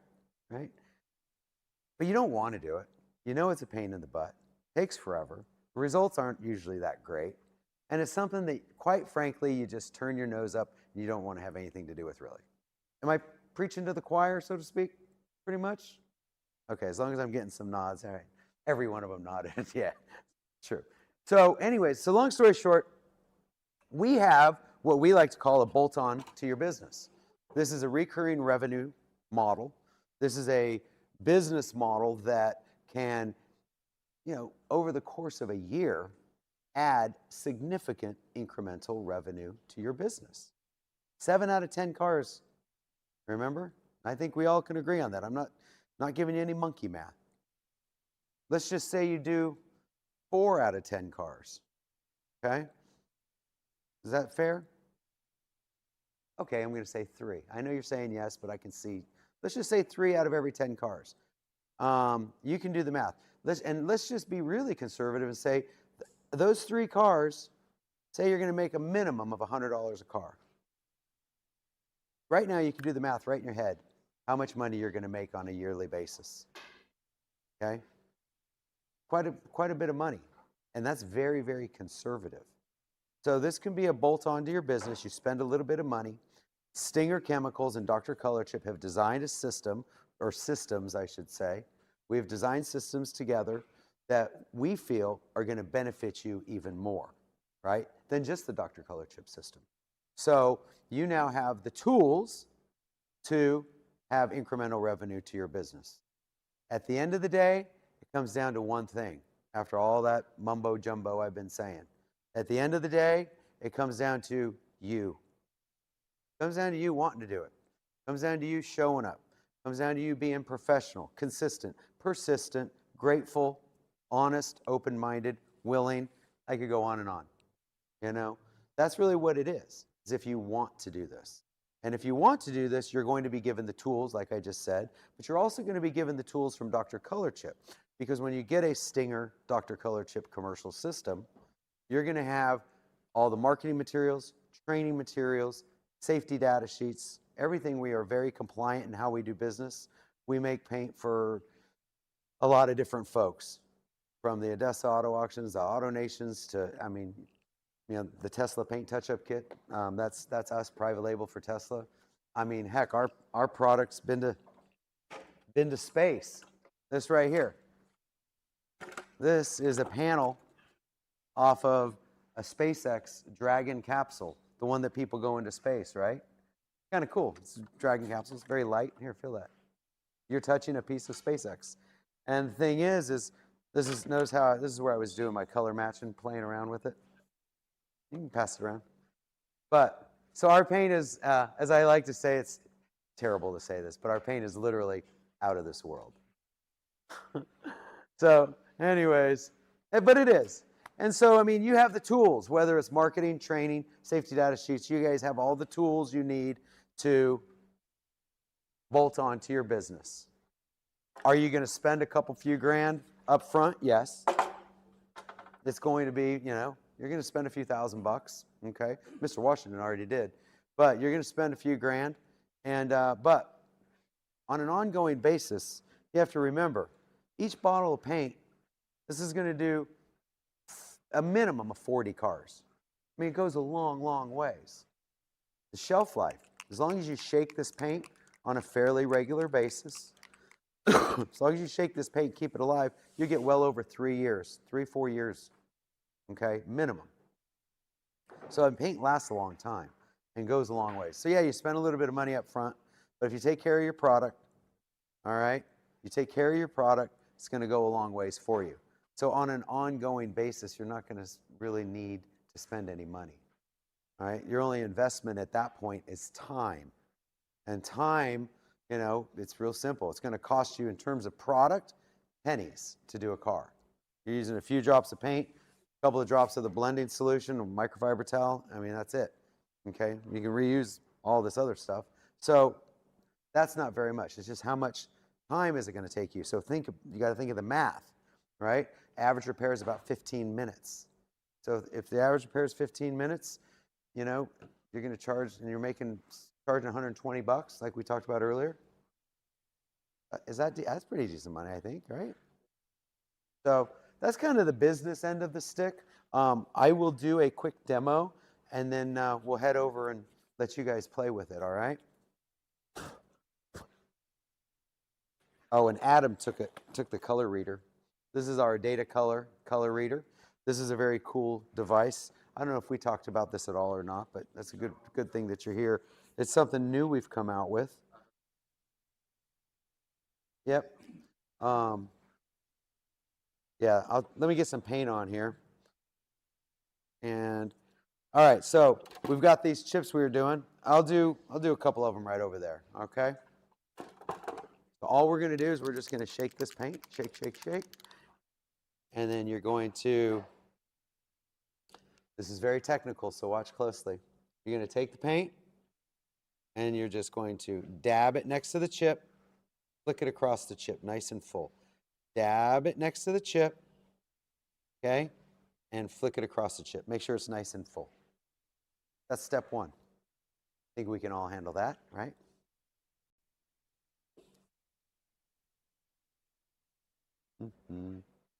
All right, so while that paint dries, I'll tell you a little bit more about Dr.ColorChip.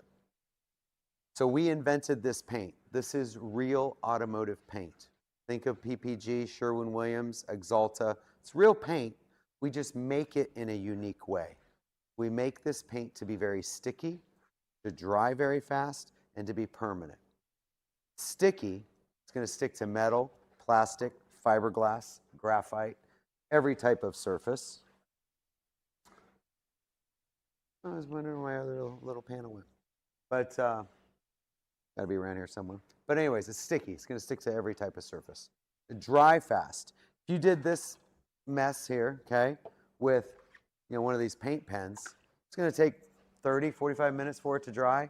And then when it does dry, you got a big problem on your hands.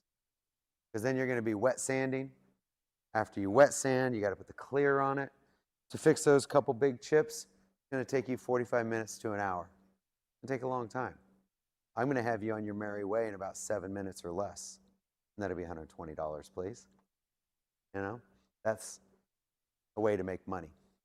So anyways, paint dries fast. It's very sticky. Most important, this is a permanent repair. You're not putting a colored wax on a car. You're not putting something that's going to, wash out after several car washes. This is a permanent product. We have been vetted by some of the biggest folks out there. And, if our stuff didn't work, we would have never made it to even have the audience that we had, let alone having these people buying our products. So we wouldn't have had the opportunity with Stinger Chemicals, you know? It's not only our product, but it's also our service. We're there for you from a marketing, training, safety data sheet. This kid, Adam, that's with me, you know, he's one of a dozen commercial users that are more than happy to talk to you at any time and give tips and tricks and whatnot to help you out if you ever have any questions. So whether it's me from a corporate standpoint, your peers, okay, there's a big backstop for you to learn and have confidence in. Because I feel if you have confidence in this, you know, you guys can have a lot of success with it. I mean, I see it. I see it. You just have to want to do it. So the paint's very sticky, dries fast, and it's permanent. You're putting a good product on people's cars. What works with the paint is our blending solution. We call this the Seal-Act. It's the step 2 blending solution. We've talked about this. This is step 2. What do you always want to do when you have detailed products? Shake, shake, shake it, right? Okay? So you want to shake that up because it separates very quickly. But we talked about the paint. Blending solution. The way the blending solution works is, say you have a chip, okay, or a scratch, okay? What do? We dab that paint next to it and we flicked across. We either use your thumb or you have squeegees in your system. You can squeegee it across. I like to tell people or suggest to people that when they're first doing this, I think it's good to use your thumb because it puts it on thicker. As you get better and more efficient, the squeegees are quick. You can do a whole panel. You can literally pick the paint up and just squeegee it, right? But it puts it on very, very thin. And if you're new to this, if you put the paint on too thin and then you try to use the remover to remove it and you pull it out, you're going to get frustrated. So I'm just trying to limit your frustration, right? You have to remember, you know, on our single color do-it-yourself kits, we sell 10,000 of those every month on average to people that have no clue what they're doing. You're detail professionals. So this should come pretty easily, okay? So paint the blending solution. When you have the blending solution on the panel, you smear that paint, whether it's a squeegee or your thumb, and you're filling that chip, okay? We're letting it dry, and that's what we're doing right now. That's why I'm talking. I don't want you to stand here and watch paint dry, so I'll talk. So anyways, so this paint's going to dry. Once it dries, the step 2 blending solution is going to be like wet sanding, kind of, sort of. Going to level it down. Once it gets level, you stop, and then you use the microfiber towel and just buff, buff, buff, and you're done. Really that easy. And I'll show you this in a second once it's dry. All right? So that's our paint and our blending solution. The Stinger Chemical Dr.ColorChip commercial systems, we've got a couple of different sizes. We took our 2 most popular. Dr.ColorChip has an entry-level 30. We have a Pro Series 80, a Mobile 100, and 130. The 2 most popular are the 80 and the 100 color mobile. Those are by far our 2 most popular. So we worked with Stinger Chemicals. They worked with us. We worked together and developed systems that have ancillary things, and it's out of our 2 most popular systems. Okay. So if you have questions on the systems, specifics, pricing, anything like that, Mr. Daniel Burrows, who's in the back there, can help you with that. Okay. All right. The commercial systems, we talked about paint, shelf life. Okay. How long is paint going to last? 3 years or more. Easy, as long as you take care of it. Okay. Now the moment of truth. I have to see if this stuff actually works, right? I don't know. You always shake this up. So, you know, the thing is you have to remember these 2 products are chemically designed to work together, okay? That's what the chemistry is. That's why our product is different than everybody else's products, right? There's always knockoff people out there. You know, there's knockoff chemical companies. There's knockoff paint touch-up companies. There's knockoff tennis shoe companies. But for us, what's different about our product, it's the chemistry. It's the chemistry. You know, quick story, we had a guy in the UK many years ago, wanted to be Dr.ColorChip in the UK. And we just couldn't come to terms with him, and we said no. He said, fine. Just going to copy everything you guys do. And we're like, okay. So he did. His website looked identical to ours. The name of the company is called ChipX. You can look them up. Go on their website. It's in the UK. Go on their website. It's got the same drop down, same looking similar before and after pictures. And I was over in the UK a few years ago visiting our distributor. And so we bought some and we put it on a panel out there. I was in some English garden or backyard thing. And we were putting it on the panel and we let the paint dry. And we're like, okay. And we take the step 2 blending solution. I was like, whoa, that's kind of caustic smelling, whatever. And then we put it on the wiping cloth. And the paint just came right out of the chip. And we kind of chuckled. And we're like, it's the chemistry. Because this, my friends, is what we call the Coca-Cola formula. Or as Dan Burrows would call it, the Sprite formula, I guess. Mountain Dew. The Mountain Dew formula. This is the Coca-Cola formula. It's the chemistry of how we make this. And this is always evolving. Because remember, whether we're making paint for SpaceX, AutoNation, all these other folks, we always have to be evolving what we're doing. Okay? And if you buy a commercial system from us, like I said, you get all the marketing and training materials. We've got your back in terms of when you need supplies. We answer the phone. We reply to emails and texts. We ship in 24 to 48 hours. You know, all the simple stuff, right? All right, so you're going to put this on here. And what do we say? It's the chemistry, right? So let's let the chemicals do the work. So when I start removing this excess, I'm not trying to rub the paint off. What I'm trying to do is blend the paint, okay? So especially as a novice user, what I'm going to do is I'm going to make this very, very moist, okay? Because I don't want it to grab the paint, okay? I don't want it to grab. I want to blend, okay? So all I'm going to do is just use a light 2-finger pressure and let the chemicals blend that excess paint away, okay?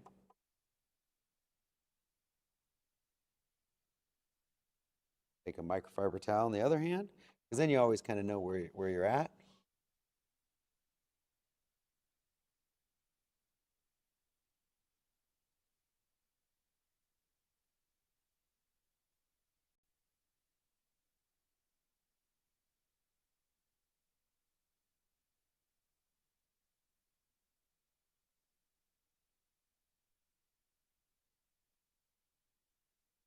Oh, that was easy peasy.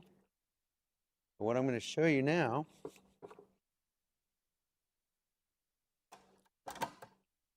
since we only have a few of us in here, I can do this. So that's what the chip looks like before. That's when you're removing it. And that's after. Not bad, huh? Pretty cool? Pretty cool, huh? That's what it looks like before. That's when you're removing the excess. And there it is, right there, after. Before, as I'm removing the excess, and after. You see it? Not bad, huh? The key here is that you want to be patient. Because if I say, I got to rub this paint off, well, look, see what I just did? Because I just tried to push too hard. You got to be patient. Remember, this entire process is only going to take you less than 10 minutes to do 5 chips. Okay? But this part here, where you're blending the excess away, gentle, baby's bottom, just soft, back and forth. And the excess will start blending away. All right? Might take you 45 seconds, maybe a minute, who knows? But just be patient, and you're going to get the results that you want. Okay?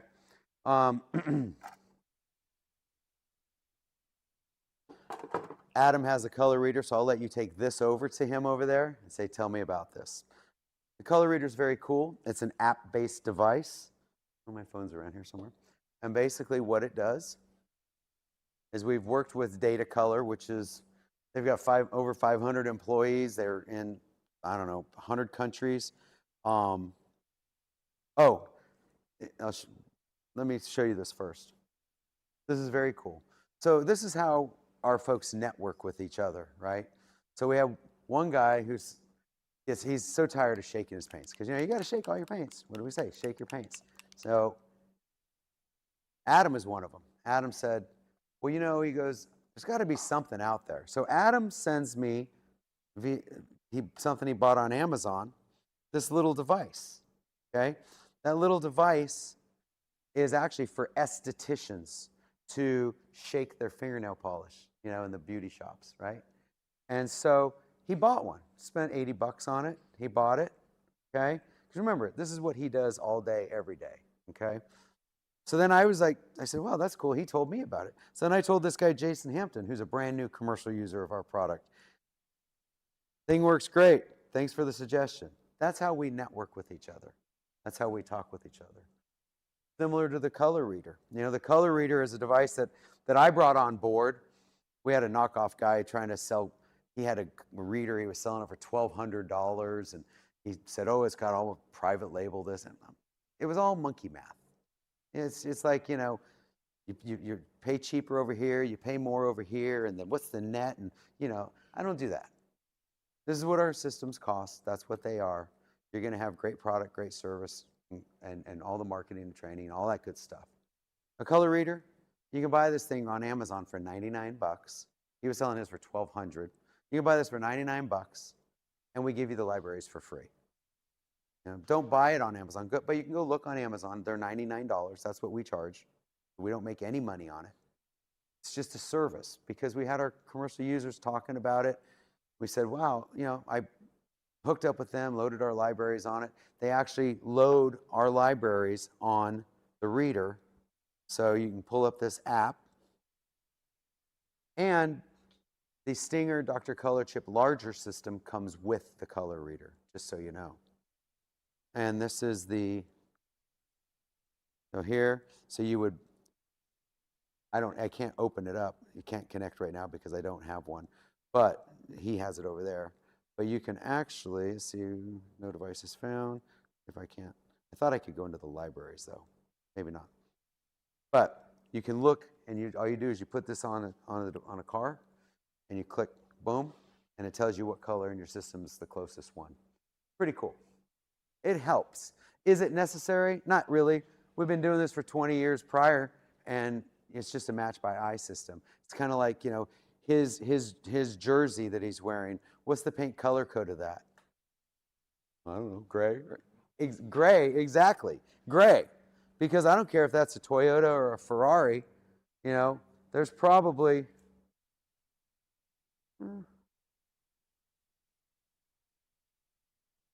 we've got like probably 4 or 5 that are going to work just fine. It's a match by eye system. However, the color reader is a nice added tool.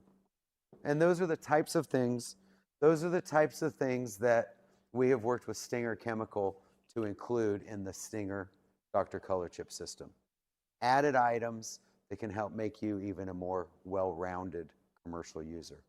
We're grateful for their support, and I think the most important thing is really the hands-on. Adam's doing that across the way. So if you want to head over there now. What are we thinking, Mr. Marketing Man? All right, good deal. Any questions? Any questions on anything specific? No? All right, well, let's head on over that way and let's see how everything's working out.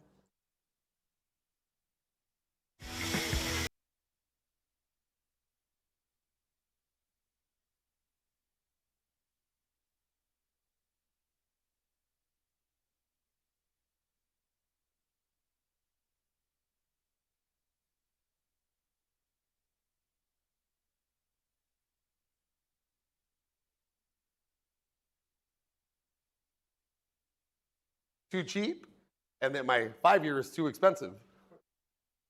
But that 1 year is to get you through the door. I want to give you that introduction at a certain price to get you through my door. Because if I can get you to fall in love with that coating in less than 12 months and show you how easy it is to maintain your vehicle, especially if you're offering maintenance programs, and then that car, every time they bring it to you or you go detail that car, you leave it as if you just coated it that day, what are you really selling to that customer? That experience, that next level coating. Hey, now I want a 5 year. And know what? I'm going to get a new car. I got to get it coated. If you're at that point where you can have a client, returning customers, buy a vehicle, whether it's used or new, and the first thing they're doing is picking up the phone and calling 805 Detail Shop in Ventura because they want to get their car coated, and before I pick it up, they want the dealership to deliver it to your shop. That's where it's at, ladies and gentlemen. That's where it's at. It's giving them that experience. So yes, I will sell my entry level 1 year coating lower than the 3 and the 5, because I want them to come in. And then the other thing with coatings is not every client is going to be a coating client. Does that make sense? There is a market for ceramic coatings. Not every client will buy a ceramic coating, and that's okay.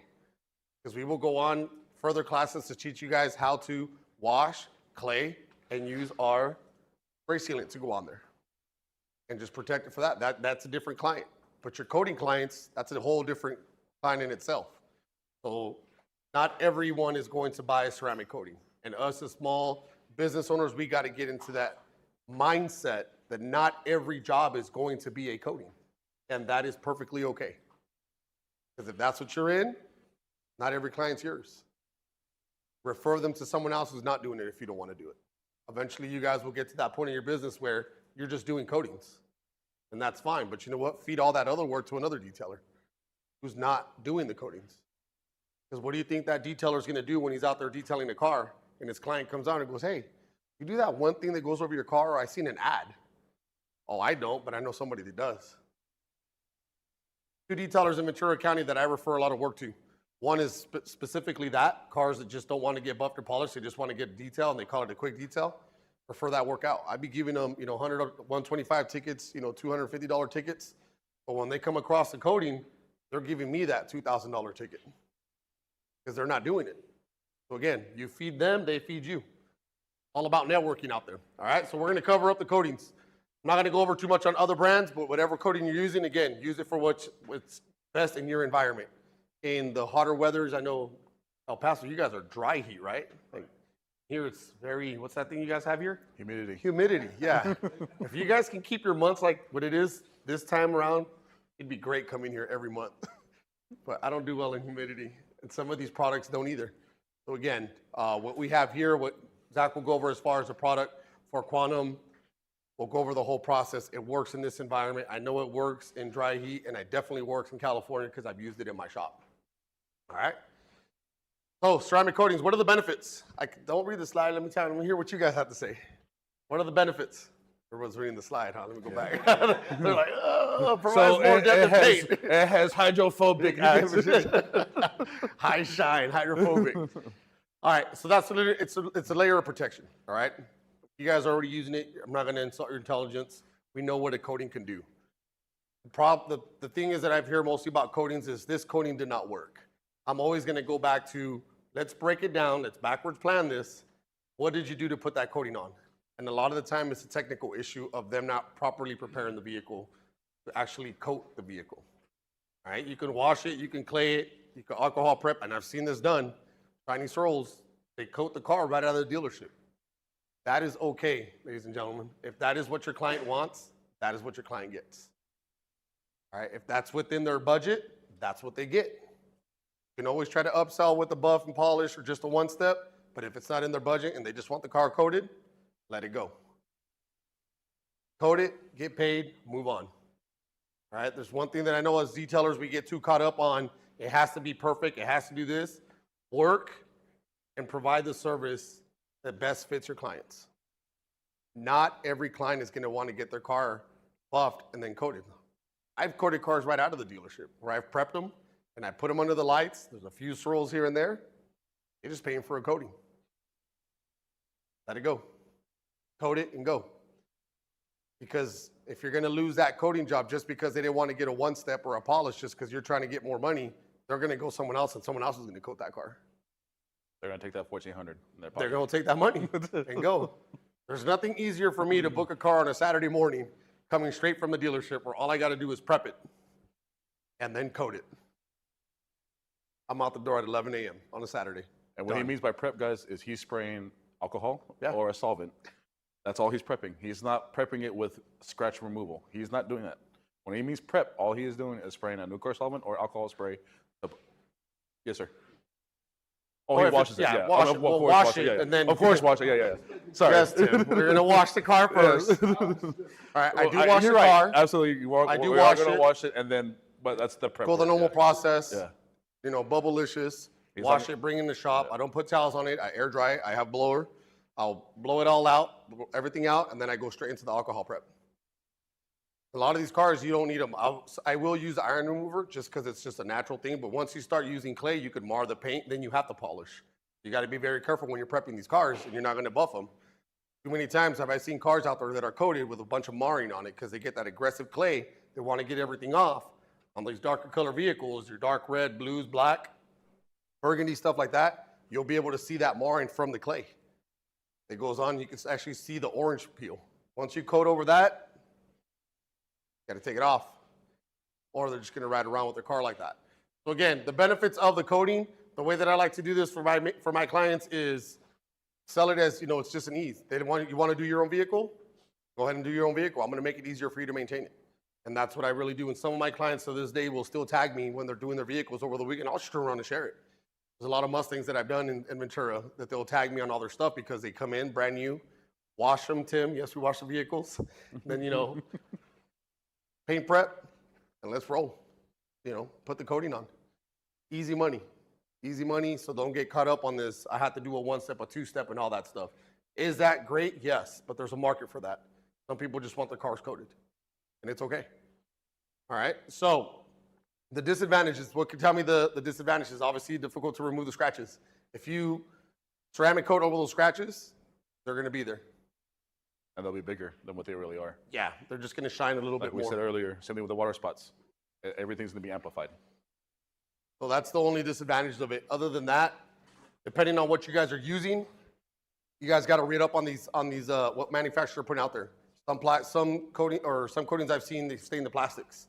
They're coating over plastics. 3 or 4 days later, you got all the plastics turning white. Nothing you can do about it. So again, be very careful on whatever you're using out there as far as what you're putting it on. Any questions on this before we go? All right, so the top picture, usually when someone comes up to my shop and they say, I bought a brand new car, I got the shine package out of the dealership, first thing I do is just hit it with the pressure washer. I can tell you instantly if that car is coated or not coated. All right, and that's just because it's not coated because all the water's there, it's not beating, no hydrophobic properties are coming up to it. The top, if it's doing that, it's taking time to come off. And again, I spray the whole car first and let the water sit. I'll take the pressure washer tips off and I'll just hit it with normal water and see what the water's doing. The car will tell you if it's coated or if it's not coated.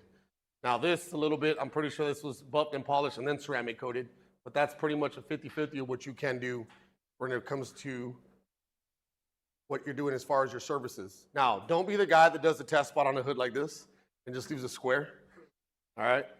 So when you're doing stuff like this and you want to do, it's great for pictures, but don't ever leave like that. To me, my thing is I don't like tape lines. For people that do the square and then it's hard to take them off. I've had trouble taking off tape lines because I did it so well there that I got to flare it all out around. Then you can't hide that, especially if you're doing coatings afterwards because you can end up leaving the line there and you'll be able to see it in the sun. And so we're like, you can go back and check out your cars, huh?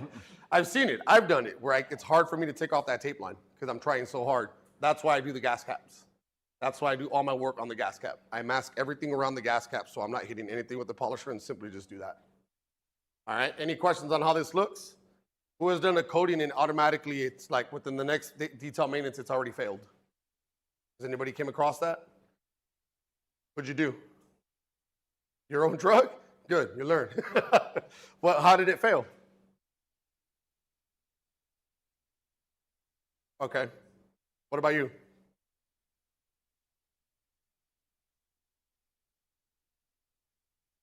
No, and again, it's not about the brands because this, I'll tell you, some of these brands will actually go out there and these chemical companies, we test our stuff out. Trust, we don't just put something out there and sell it and be like, here, Southwest Senior, go sell this out of your shop, it works, trust me. No, we test it out. And a lot of time it comes back to the technical side. It's our own fault. Why? Because we don't let it flash. We didn't let it cure. You didn't let it cure, and then you're sticking it out there, you're putting more chemicals on it. I mean, I think last month we were here, we were testing out some products that are not, it's not on the market yet, but we're testing it out.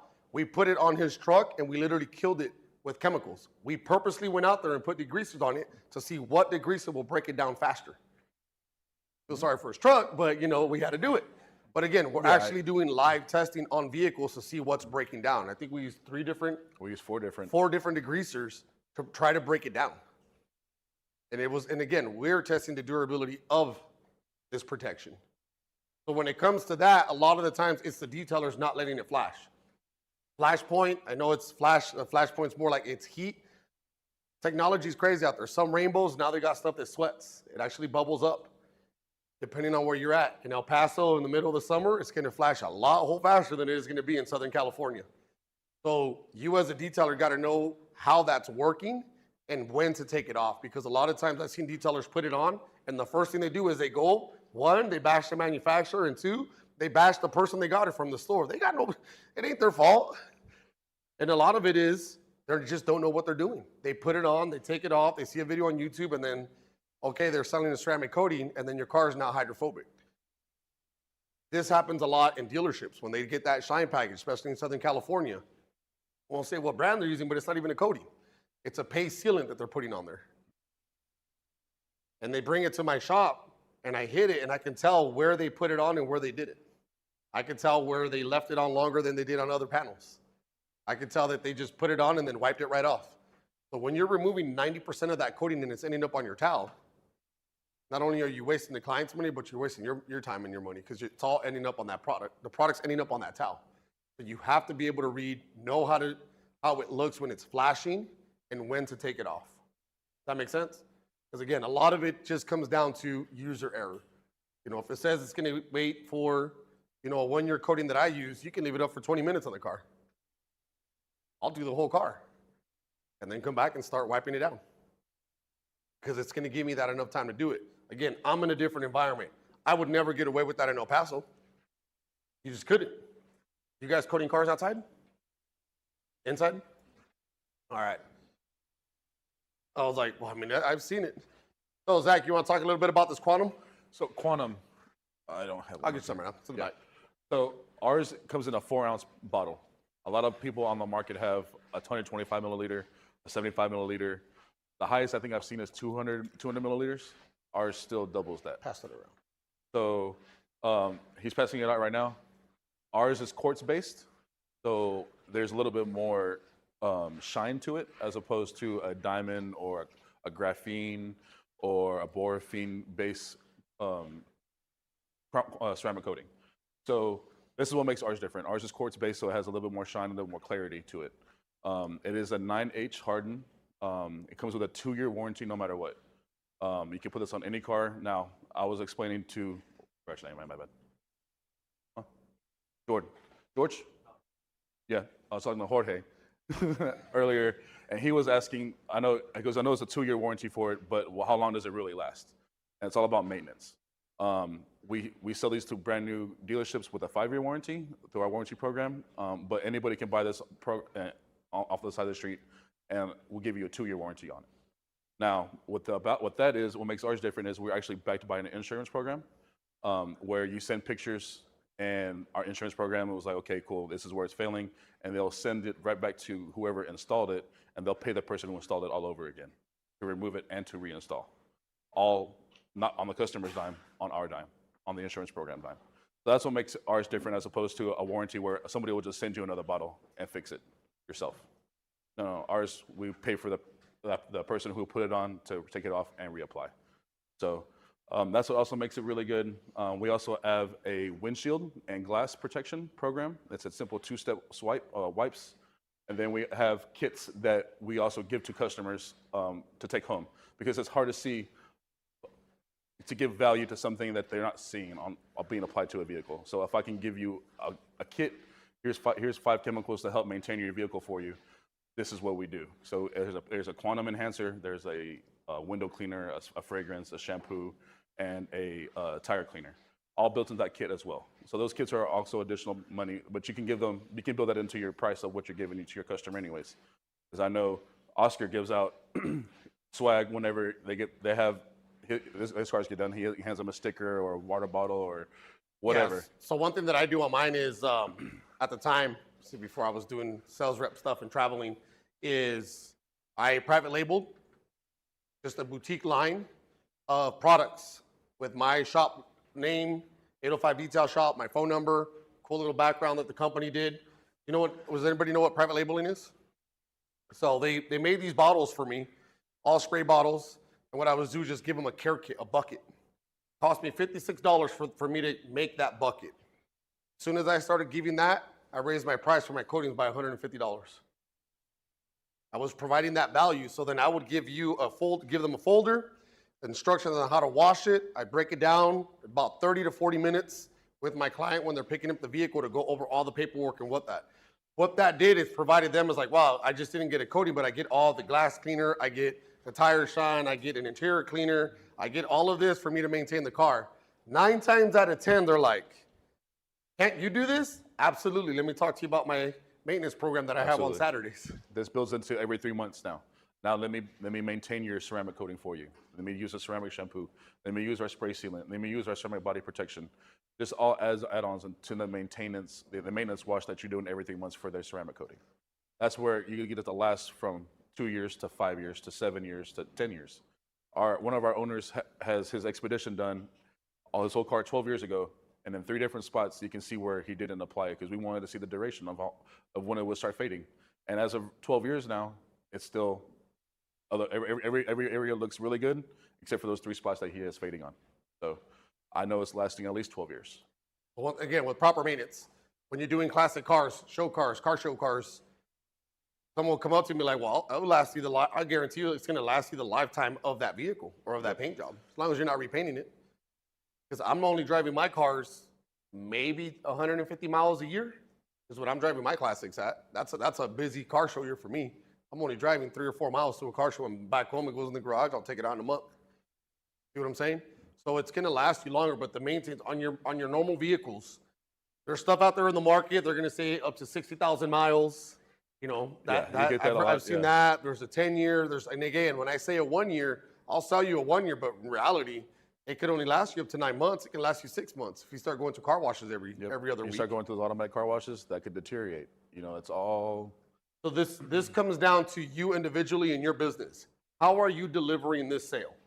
How are you following up with this sale? When you hand over the keys, are you just handing over the keys, but like, here, your car's coded and that's it, and you're not providing any information? Make your business more valuable by actually providing them something. Like I said, I created folders. I got folders from, I think it was like Kinko's Black. I got 805 Detail Shop stickers. I slapped it on there. You open it up, and it was a maintenance. How to properly maintenance with the program that I have. I see nodding heads over here. I'm glad. If I'm putting golden nuggets in your head, that's what I did. They had a folder when they came to me. I got a little card that says do not wash when they took it to the dealership. And it says, do not wash. For proper maintenance, please contact 805 Detail Shop and my phone number at the bottom. And it was a mirror holder that I got done on Vistaprint. Literally, it was like 20 cents a holder.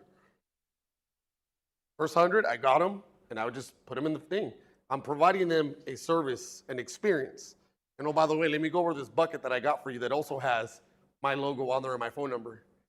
And there's a towel for the glass cleaner. There's a towel for the interior cleaner. There's a towel for, and I'm showing you how to properly maintenance your car. Provide them that experience. Don't just go in there thinking I'm going to make $1,700 off of you or $2,500 off of you. Give them something back. Provide an experience for your customers, specifically when you're delivering a service like a ceramic coating. Because again, not everyone's going to be in the market for that coating, but the people that are in that market, treat them well. Give them something back. Always add to your price, but that goes to the business side. I'm not just giving away product. I'm not giving away folders. All of that's already incorporated in the cost of my detail. Does that make sense? Aren't y'all giving away little towels with the glass cleaner? Right? I mean, every customer is getting them basically now, right?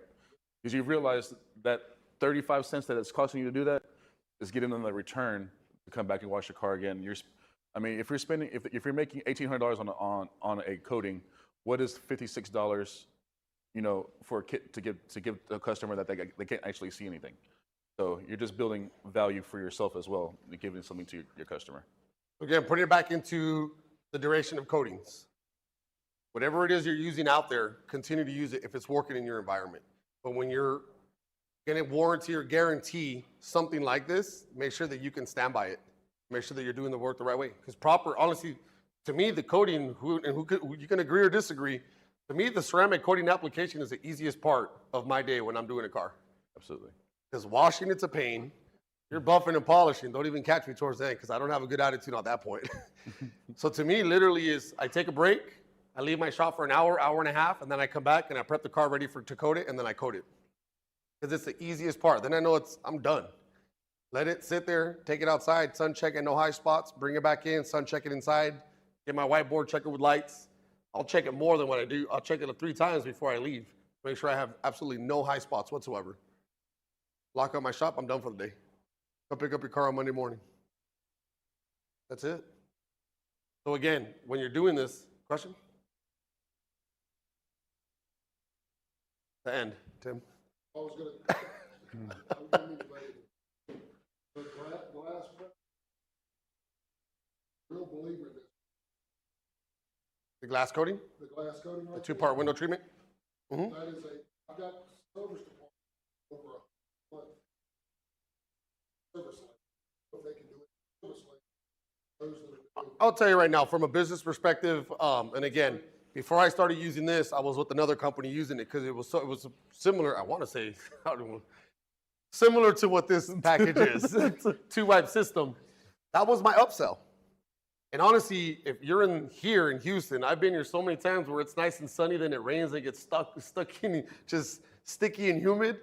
Where if it rains, if you're in a state where it rains like it is here in Houston, I'd be selling a lot of window coatings. That would be my gateway to my shop. That is too easy to sell. Because again, if you get a 1 year, you get a 1 year, and I can add on that window coating for $125. Well, what if I get a 3-year coating? I'll slap that. I'll give you a free windshield. You're going to save $125. Who doesn't want to save $125? I have their windows treated at the same time. Yeah, and now you're getting your windshield coated. How much is that package really costing me? Not $125. So we retail those at the store for $22.95. And I went from a $400 ticket to an $800 ticket. Does that make sense? Because my 1-year coating is $400, the 3 years $800. And all I'm doing is $22. You know, if you're buying from the retail, $22, and now you're putting that on there. So you went from this ticket to that ticket by just putting that. But what is the service you're providing them? Every time it rains and they see that water coming straight back, it's like you're in a Star Wars ship going towards the stars, and all the water's coming off, they're going to think of you. They're going to want it again. They're going to want it again. They're going to want it again. They're going to become used to it. They're going to become used to it. They're going to want that same hydrophobicity that they're getting automatically. I want to hear that bright idea. What's up? You guys good? Yeah, I see the lights turning.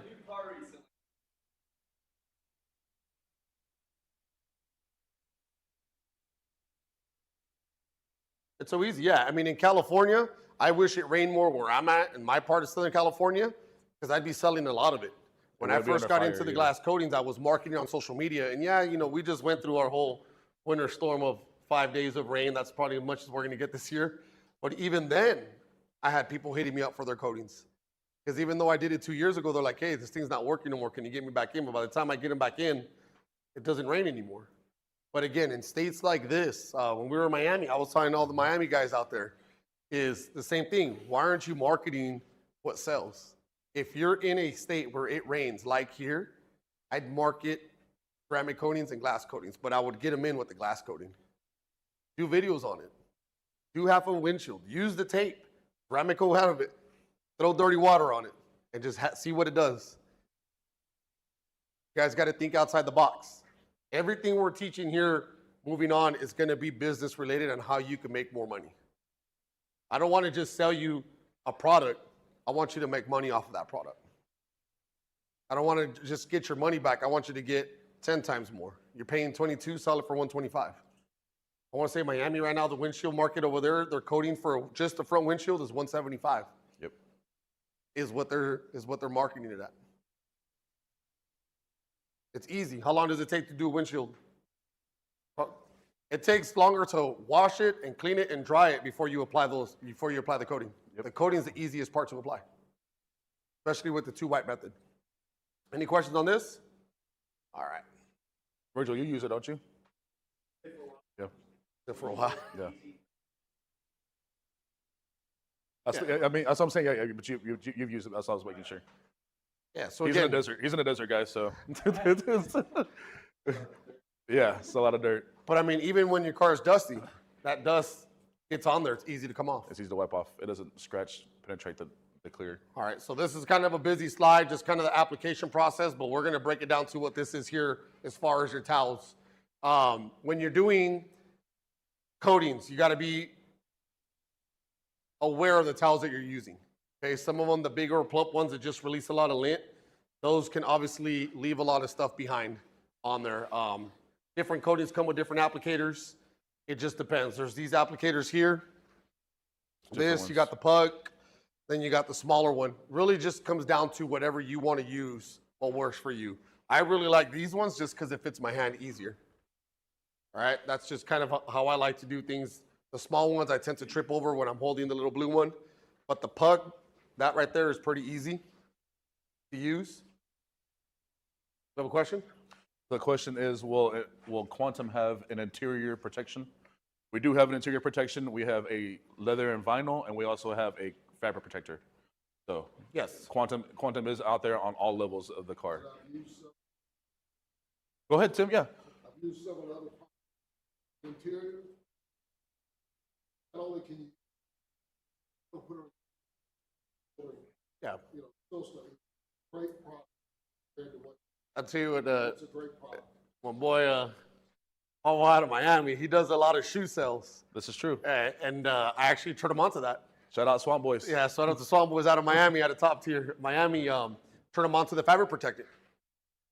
Fabric protector. It works on your couches at home. It works on your seat. It works on your shoes. You put water on it, the water's going to beat off. Just when we got here today, I said, hey, dude, I need that whole quantum line in my shop. I'm getting a lot of requests on it because other companies used to make a fabric protectant, and then they went away. They don't make it no more. Stinger still makes it, so we can get it out there. So again, for me to push a quantum line, it's just not the ceramic coating, it's just not the window. We have interior and exterior coatings to protect your whole vehicle. Now let's spin it back to the business side. How are you going to sell that? How would someone mobile sell a fabric protectant to your client? You have mats in your car, right? Coat those. When you're selling a coating, would you like your interiors to be done? Would you like your cloth to be done? Well, what do you mean? Check out my mat. Put a little bit of water on it. Beads right off. I'll be right back. I'm going to get a sample. Yep, you got it. Yep. He's going to grab us some stuff. So again, on the business side, think of how can you upsell. You want to get a coating? I can coat your glass. I can coat your trim. I can coat your paint. I can coat your interior. Give them the whole package. We can provide that here. There's a lot of companies. Again, I used to use a company out of California. I love that fabric protector. I used to do shoes. People used to come out and drop off their shoes to my shop, brand new shoes. Hey man, coat these. Spray them, put them aside. 48 hours later, come pick them up. Did it work? I grab a water bottle and just dump it. Water just fall right off. It works. It is very good. I'm glad you brought that up on the interior side because it is, we do have a frame. I know the ones on YouTube can't, but we take a break here, you guys can see our whole quantum line's all in the back where you can actually get it from the gallons. We're putting it in smaller bottles on the 23-ounce bottles, but we do have it and it is available. Yes, sir. What would I charge to do a ceramic interior coating? That's your question, right? I'm only putting it obviously for YouTube. It depends on your market, man. My interiors, when I was doing interiors, I used to charge by the seat and the bucket. It literally was, you want me to clean your seat? That's $25. Your bucket's another $25. So now you're looking at $50 per bucket. Let's do the math on, and then I would go by seat belts. So there's 5 seat belts, right? And you want top and bottom. That's $100 in the front, $150 in the back. So $250 just to do your interior for your seats and on your cloth. Now, if they want to protect it, I would just add $25 to that per seat and bucket. So now you're just going to double your price. Because again, you're $225. Depends on your market. California, and when I say that, people laugh at me, but now I'm going to throw a third category. I look at gas, milk, and now I'm looking at eggs. The prices of gas, milk, and eggs. Our gas right now, before I came up here yesterday, stopped at the gas station, about 3 a.m. I put $5.99 a gallon of gas. What's your gas in El Paso? Yeah, maybe like 10 years ago in California. What's the gas here in Houston? $2.49? You can't, yeah. So I can charge more because our cost of living is more. So I'm charging more because my rent is more, my insurance is more, my cost of doing business is more. So when I tell you guys to research your market, research in here. Hey guys, What do we want to start charging for interiors?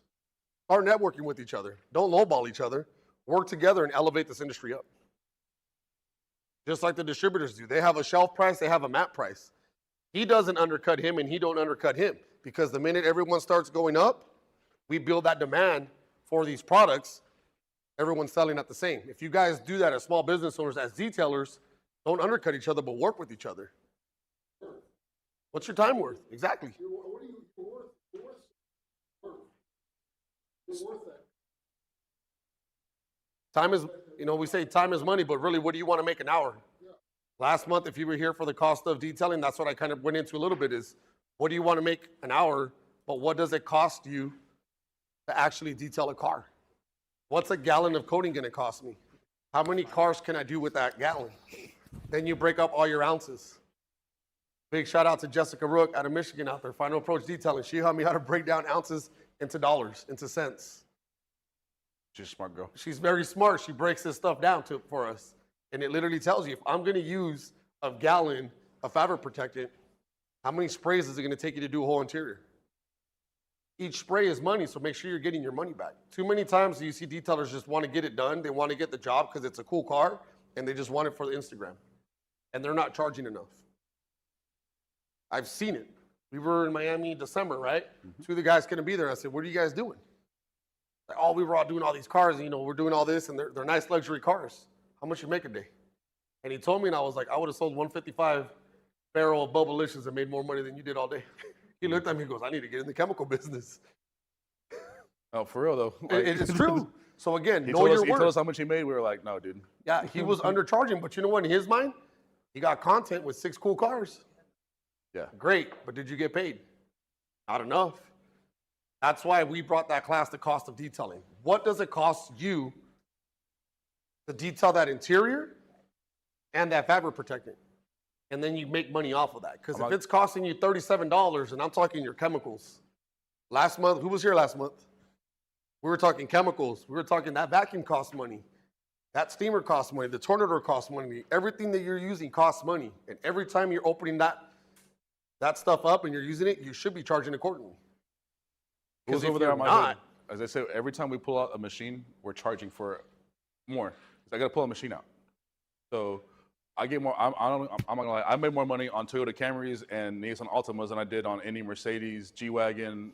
Because I get more of them. I'm just being real. I mean, I made more money on Camrys, Altimas, Chevy Cruzes than I did on any McLarens or Ferraris, Lamborghinis. Just because I didn't get those cars. My market was everydayers. That was mine. That's who I targeted. Are they going to get a coating? Probably not. They're going to get a 1 year. All they want is a spray on, just something to make their car nice and shiny, and they can go. They know their kids are going to mess it up. They know their kids are going to come in here, and so why do they want to spend that $1,700, $1,800 I'm charging them? They can pay $400, $800, and they'll have a protection for a year.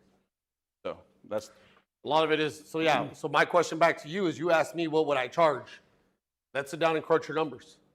Are you driving out there? How far are you driving? The wear and tear of your vehicle. You got gas. Do you have a crew? Is it just 2 of you? Payroll? Insurance? Is all of this cost of doing business being incorporated into your price? Or are you just kind of throwing spaghetti in the wall and be like, oh, I'll do that for $125, and it takes you 8 hours to do? Make sense? Yeah, so let's break down your numbers. If you don't know what it's actually costing you in chemicals to actually detail a car, whether it's interior, exterior, and I'm talking your wheel cleaners, your tire dressing, your soap, whatever it is you're using, let's break down those numbers and see what it truly costs you to detail that car. And then we're going to be like, how much money do you want to charge to detail that car? What's your time worth? Are you doing it at $20 an hour? Are you doing it $50 an hour? $100 an hour? What are you worth? A lot of detailers don't think you're a luxury service, ladies and gentlemen, believe it or not. You are a luxury service, and if you're mobile, you're even more luxury than a shop. My personal opinion, okay? That's just me. Why? Because you're driving to someone's house and doing it. You're driving to someone's work to doing it. That is a luxury service you're providing. So why are we not charging luxury prices? It's an inconvenience when I got a shop for my client to now have to come 30 minutes early to my shop to drop off a car, and I had to get them an Uber, or I drove them to their house or to work. That's now an inconvenience for my client. Vice, you mobile, detailers that are out there actually going to these places. So why are we not charging accordingly? I mean, I know I'm not answering your question, but I want to get your wheels, I want to get you thinking about what's really, let's break down your numbers to see what we could charge. Yes, Tony.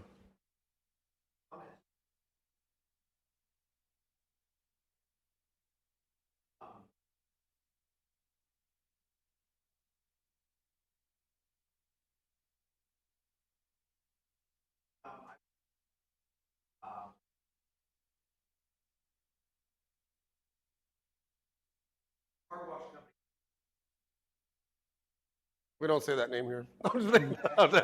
Yeah. Exactly. They're like, Yep. right? They, I was walking by, talking to, and I go to the car show. What was it? Moral of the story.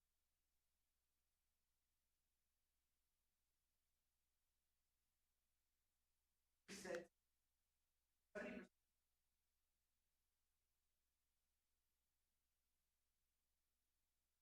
70% service. But then 20% are basically self-service, self-service. One person. 90% car wash. Big. And 10% car washes are full service. Absolutely. So when you talk about luck, talk about opportunity, talk about again how much you make. Look at your dollars net profit. Guys, gals, are legit. Are luxury, yes, you're a step above the and what I learned by that really impacted. For one, I don't ever have to go to the car wash show. Number two, this side of the end, these type of have a rise and of.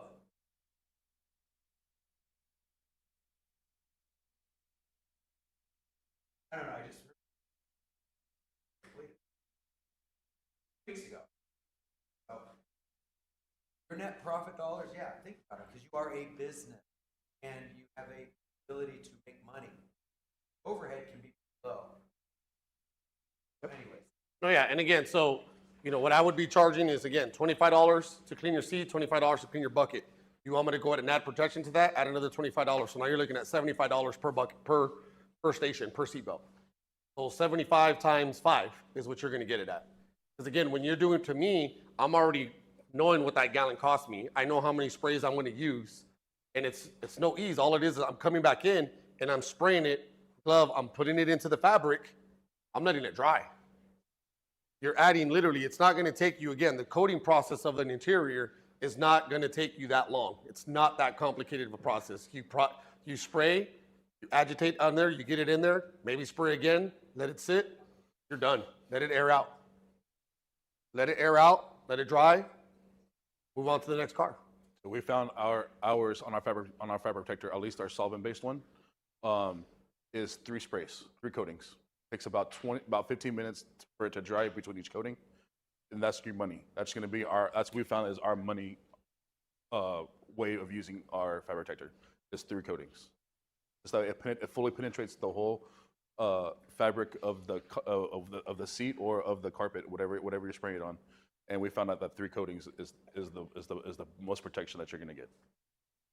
Any other questions? And I can show you. I have little things right here that I can show y'all what the difference is on fabric protection. So those are coated? Yep. Half of them are coated, half of them are not. So you can see the difference. Yeah. So again, a lot of this stuff when we get this, one way I sell these, upsell this. This is what fabric, right? After a coating, you got the side you haven't used, and you got the other ones coated. Even putting water on this and showing my customers, or putting this in the bucket of water and taking it out and the bag being wet and this being dry, this is what I'm doing in your car. This is the protection. This Absolutely. is all I need to sell a coating. Whether it's interior, exterior, glass, because they see that level of protection on the fabric already. Do they not? So again, if you're already coating, just save these. What's it gonna do? Well, this is not coated and this is coated. Get the fabric protect and spray one side. That's the true coating that is actually going on here. A lot of it is just, it's cool. I think it's somewhere back in maybe 3 or 4 years ago, I did a video on my social media where I just have a block and I just put water and it was just beating off. I made a reel and it just went out there and I was getting customers. You guys got to get creative. Get creative with social media. Always before and after pictures, please. Those are very, very big. We'll go over more of that stuff in the business on Wednesday. But who's ready to see it applied, how easy it is? You guys are good Let's to go. see it? So again, Any we're more- not any going to more go questions? we're not going to go into the whole process of applying it. We're going to show you, Zach's going to show you in that back hood how to apply the coating, what to look for with the lights when it starts to flash, and take it off. All right. So I know that you guys all have the surveys. You guys can fill those out when you're done with that. And then tomorrow, kind of breaking down the schedule is going to be the same. A lot of back and forth as far as English into Spanish. And then these classes will all be done in Spanish. And then Wednesday, again, it's going to be all business topics. And that I'm kind of flexible as far as what we want to talk about. So if you have something you want to come back, it's only going to be an hour and a half in the morning English, and then I would do the same thing in Spanish. Absolutely. So if you guys want to talk about certain things, let me know. I can tweak that slideshow to talk about, to deliver not only for you and for YouTube, and then just go on, because at the end of the day, we're here for you. We want to see you guys be successful. We want to see you guys grow. Any questions before we go back there? All right, Zach, you got them. Cool. Thanks again, guys.